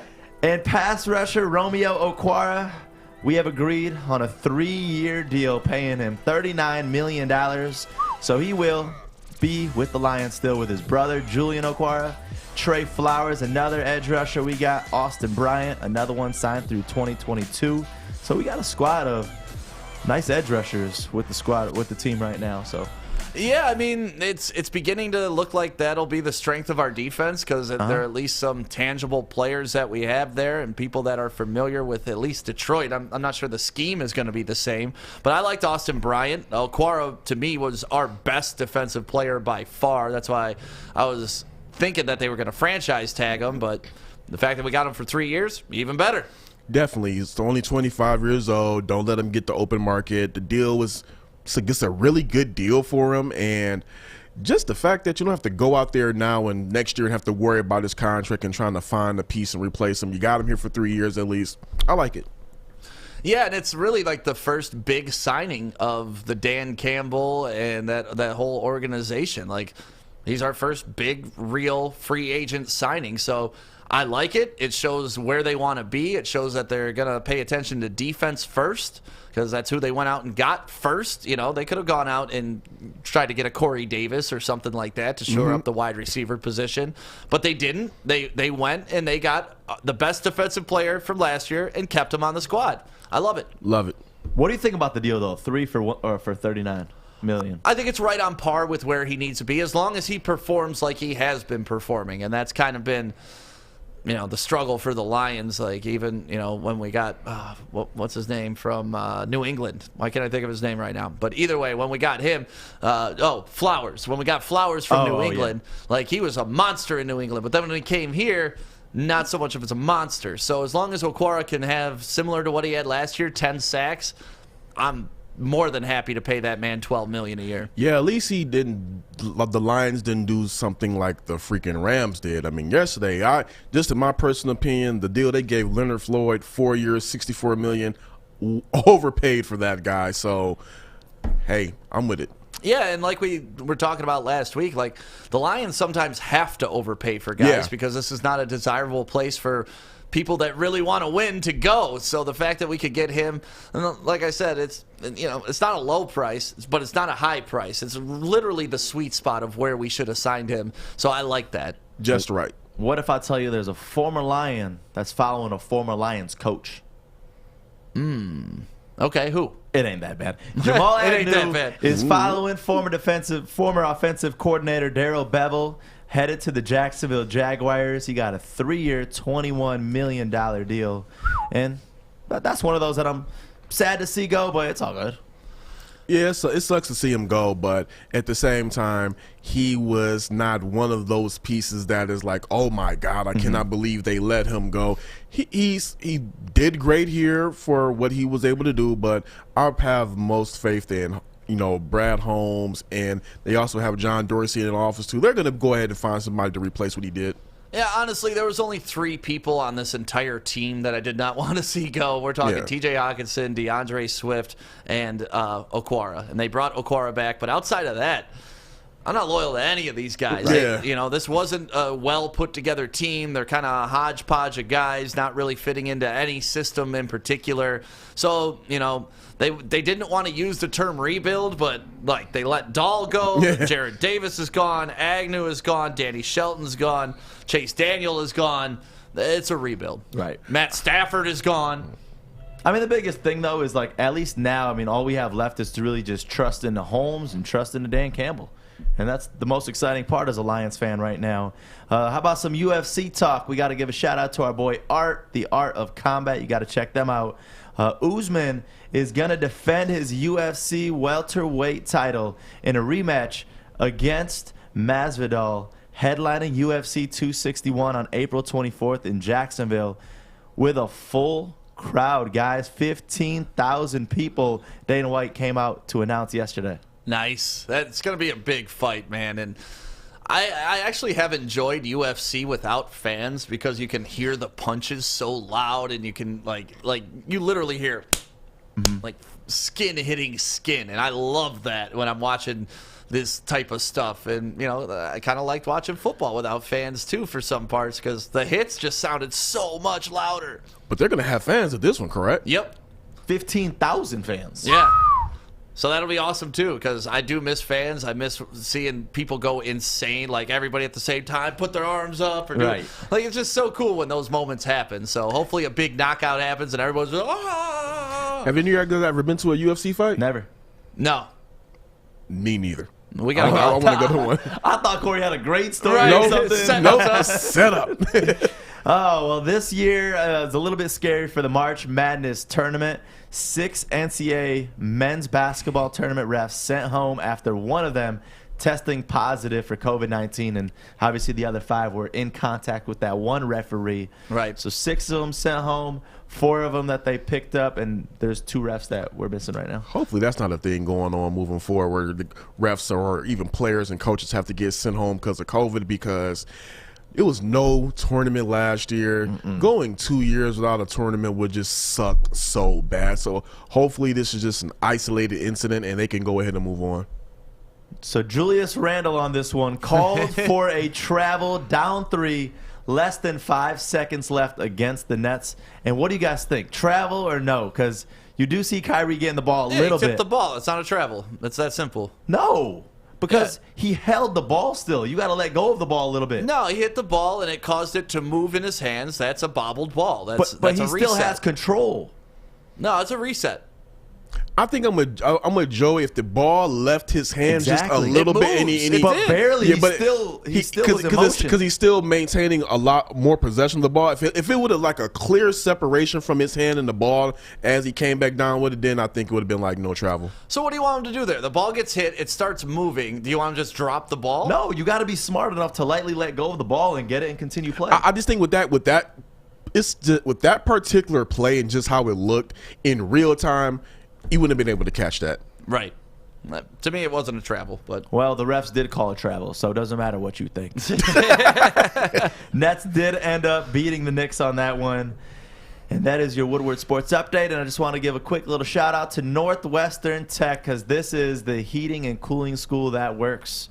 10.5-month hands-on HVAC program. I mean, it's a perfect time for you to learn a new trade, so why not just look into their program right now? And I'm telling you, this is the one that you got to do. NorthwesternTech.edu. Check them out. Northwestern.edu. Yeah, it's a great school, man. Absolutely great school. And you were talking a little bit about it in your news, and we played some of the videos earlier. I want to go back to it because I enjoy watching Chase Daniels make an ass out of himself. Can we play back some of those Chase Daniels highlights from when he was a Bear and when he was a Lion? It's just quick. I just wanted to touch on this real quick. There he is running out of the tunnel without his team. And guys! No, we were supposed to go on 3. You know, that bothers me because there's just no respect for the quarterback there. Because if it was any other respectable quarterback, the whole team would have followed him. Right, but no, they left him hanging. 72 is like, dude, come back. Ain't nobody chasing Chase. And I'm pretty sure the Lions saw that clip and they still signed him. Oh, yeah, for $4.55 million. And then here he is taking a snap to the nuts, which is exactly what it felt like to have the most highest paid backup quarterback in the league, and only for him not to play when our starter was injured. So there he is. And then one more of him throwing the most beautiful lame duck completed pass that that nut shot though. I feel it. The most beautiful. Look at this duck. Look at this thing. It goes a whole 10 yards. But what a great catch by Marvin Jones. Against the Super Bowl champs, man. Yeah, there we go. Down 34-0 at half.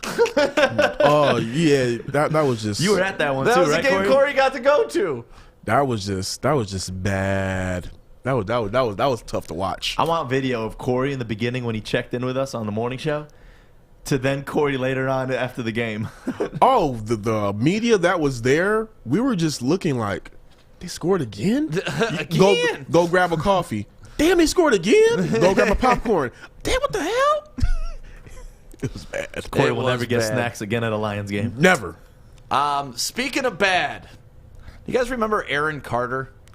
Wham, bam, I thought I beat Shaq. Yeah, that kid. Why are we talking about Aaron Carter? Well, apparently he's going to fight Lamar Odom. Oh, my. Are you kidding me? In the Battle of Crackheads. It's going down. And we got a sneak peek at looking at his training regimen. Oh, my gosh. And I was never intimidated before, but look at these punches. Ooh, with the leggings on, too. Dude. So soft. Like, those punches just look so soft. Look at this boy. His arms aren't even moving back. So if you didn't hear about this, Lamar Odom and Aaron Carter have been running their mouths against each other, and they are officially going to get into a boxing match, and that was Aaron Carter training. I don't want to spend too much time talking about Aaron Carter or Lamar Odom, but I would like to know, if you could box one athlete, who would it be? Or actually, screw that. We can move off all of the athletes, too. One celebrity that you would love to punch in the face. The Paul Bros, both of them. I like that. I just can't stand them. They're so annoying to me that I would do anything just to have one shot. Bam. And what about you, Corey? Celebrity? One celebrity that you absolutely despise. I don't know. That's a real toss up. I don't even know if I'll call him a celebrity. Probably Sean Hannity.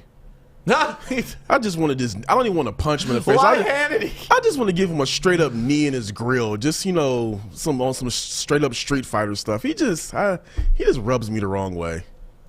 He was the first one I could think of. When you would have said athlete, I would have said Paul Pierce. Paul Pierce. Ooh, that's a good one. Paul Pierce has that punchable face too. He does. Like he's the reason I cut my hair. What's that? He's the reason I cut my hair. We was taping the show, and Ant said I got the Paul Pierce, and I got my hair cut 3 days later. That was enough to insult you to cut your hair. That was enough right there. That is hilarious. Who you picking, Stick? Fish, you're not a violent person by any stretch of the imagination. But if you could smack somebody, who would it be? I'm trying to think of someone. I can't think of anyone. Anybody? No, I like everyone. I mean, there's people I like less than others, but I wouldn't want to punch them or knee them or kick them. What about here at Woodward Sports? You had one opportunity to smack with someone here, and you had to pick one. Who you picking? Well, I wouldn't do it, but I wouldn't do it. So not even if someone had a gun to my head. I wouldn't do it. All right. So if you had to put a gun to somebody's head, who would you? We love you, Fish. You are such a kind soul. Fish is coming on at 9:50 for Fish's Facts. A celebrity that I would like to slap, probably Ellen. I'd like to smack Ellen. Ellen, huh? Yeah.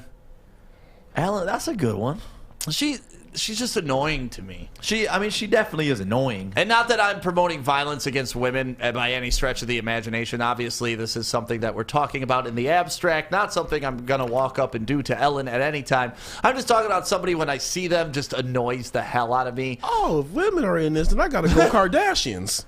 Really? Oh, I'd smack Courtney's ass, but I ain't smacking Courtney. Oh man, get Kim and Chloe out of here. They've just been a detriment to athletes.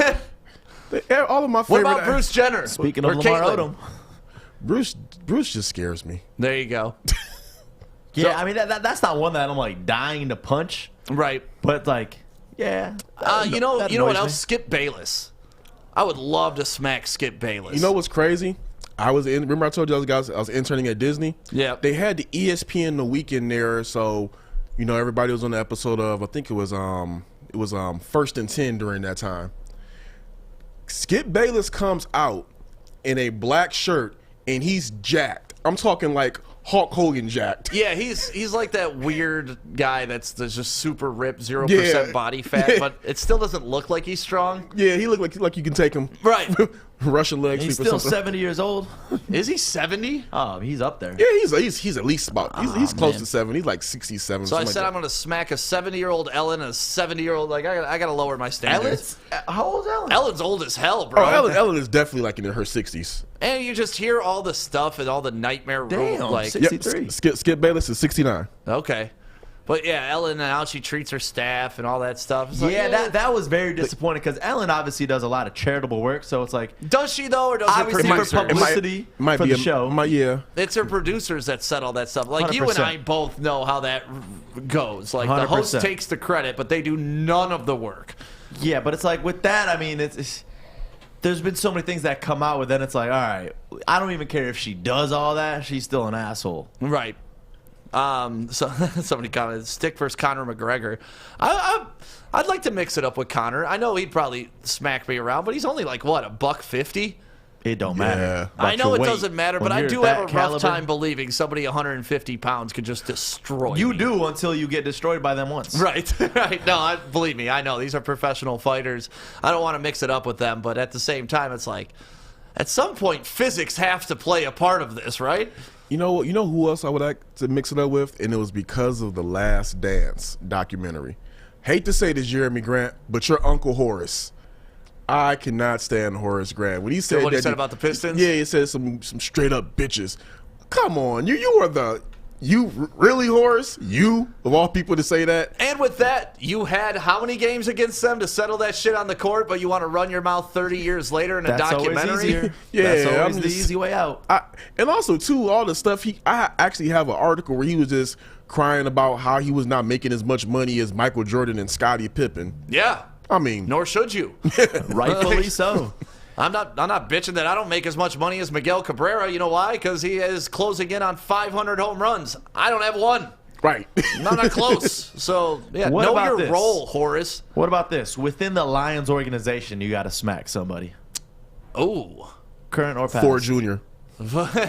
Ford Jr. Easy. Oh, no, I'm going Matt Millen. Easy. Millen gets it all day. Ford Jr. for hiring.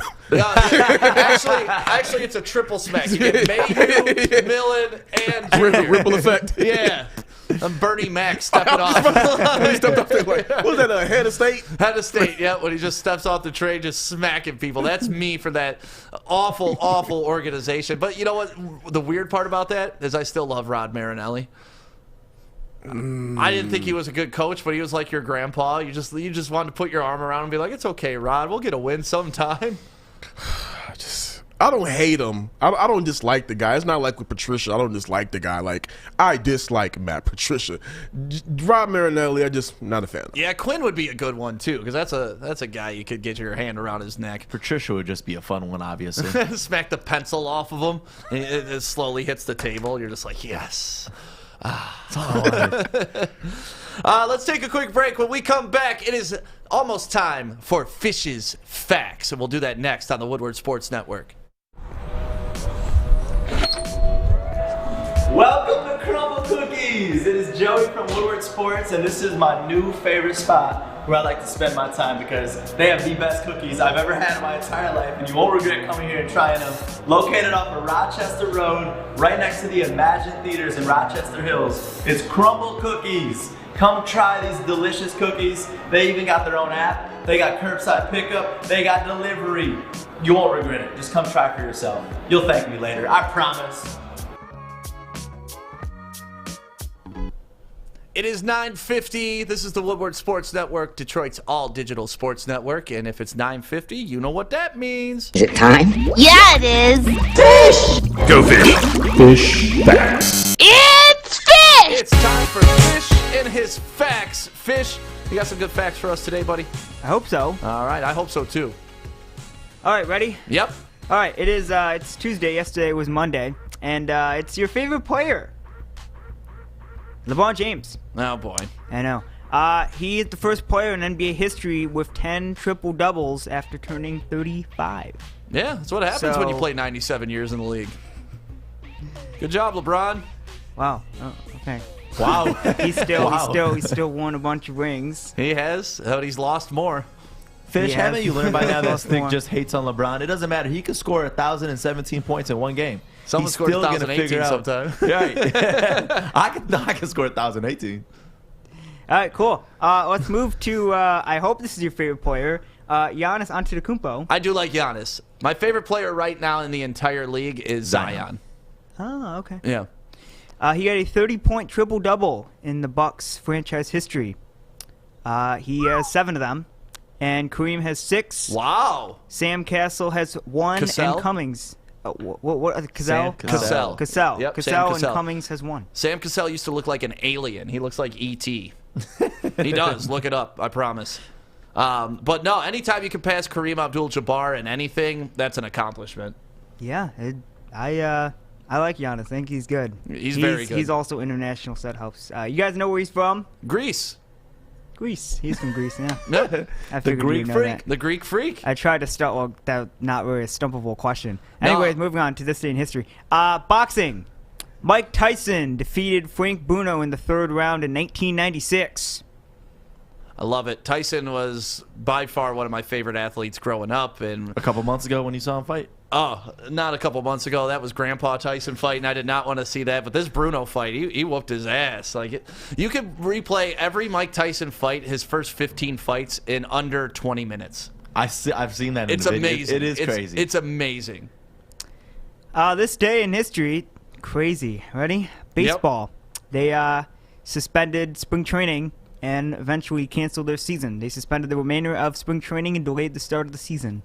That was last year, right? That was March 16th, 2020. My God. Wow. Who would have thought it would have been a year, man? I know. Like, honestly, when the whole COVID thing started, it was just a couple weeks. Let's flatten the curve. We'll get back to it. And here we are a year later and still just trying to get back to it. And then we have a birthday today. Hey! I don't know why I'm smiling so much, but I guess I am. You guys will love this one. Happy birthday, 1989, Blake Griffin. Yeah, all right, Blake. Also the last time Blake Griffin dunked a basketball. He just popped out of the womb and dunked? Yep. Well, he hasn't dunked in a long time, Fish. That was the joke. 2019 is the last time he dunked. Yep. That's not very good for a guy who's tall. You know what I'm pissed about? I'm pissed about Blake for this reason. Yesterday on his social media, he shared a photo that the Brooklyn Nets put out. He never used to share Detroit Pistons content. Never. Whatever. He gone. Oh, that's shocking. That's who I want to punch. I want to punch Blake Griffin one time. That's who I want. All right. Good luck with that. Blake's a big dude. He is a big dude. All right, Fish, you got some bets? Good luck punching him. Yes, we do have bets. Of course, it's Detroit. We got to go Red Wings over the Hurricanes. I know Adam's shaking his head. That's fine, but I got to go hometown team. As you always do. I know. I shouldn't, but I do. Eventually, they're actually going to be winning, and then it'll actually help. It'll all pay off in the end, Fish. Yeah, maybe 3, 4, 5 years down the road. Yep.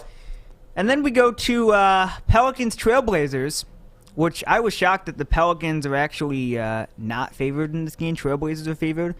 Pelicans are plus 110, and I like the Pelicans. I like Zion. I like Lonzo Ball. But, yeah. McCollum may be coming back too. That's what I heard for this game. So that may be why it's a little closer, because they're going to get their backcourt of Dame and McCollum back for this game.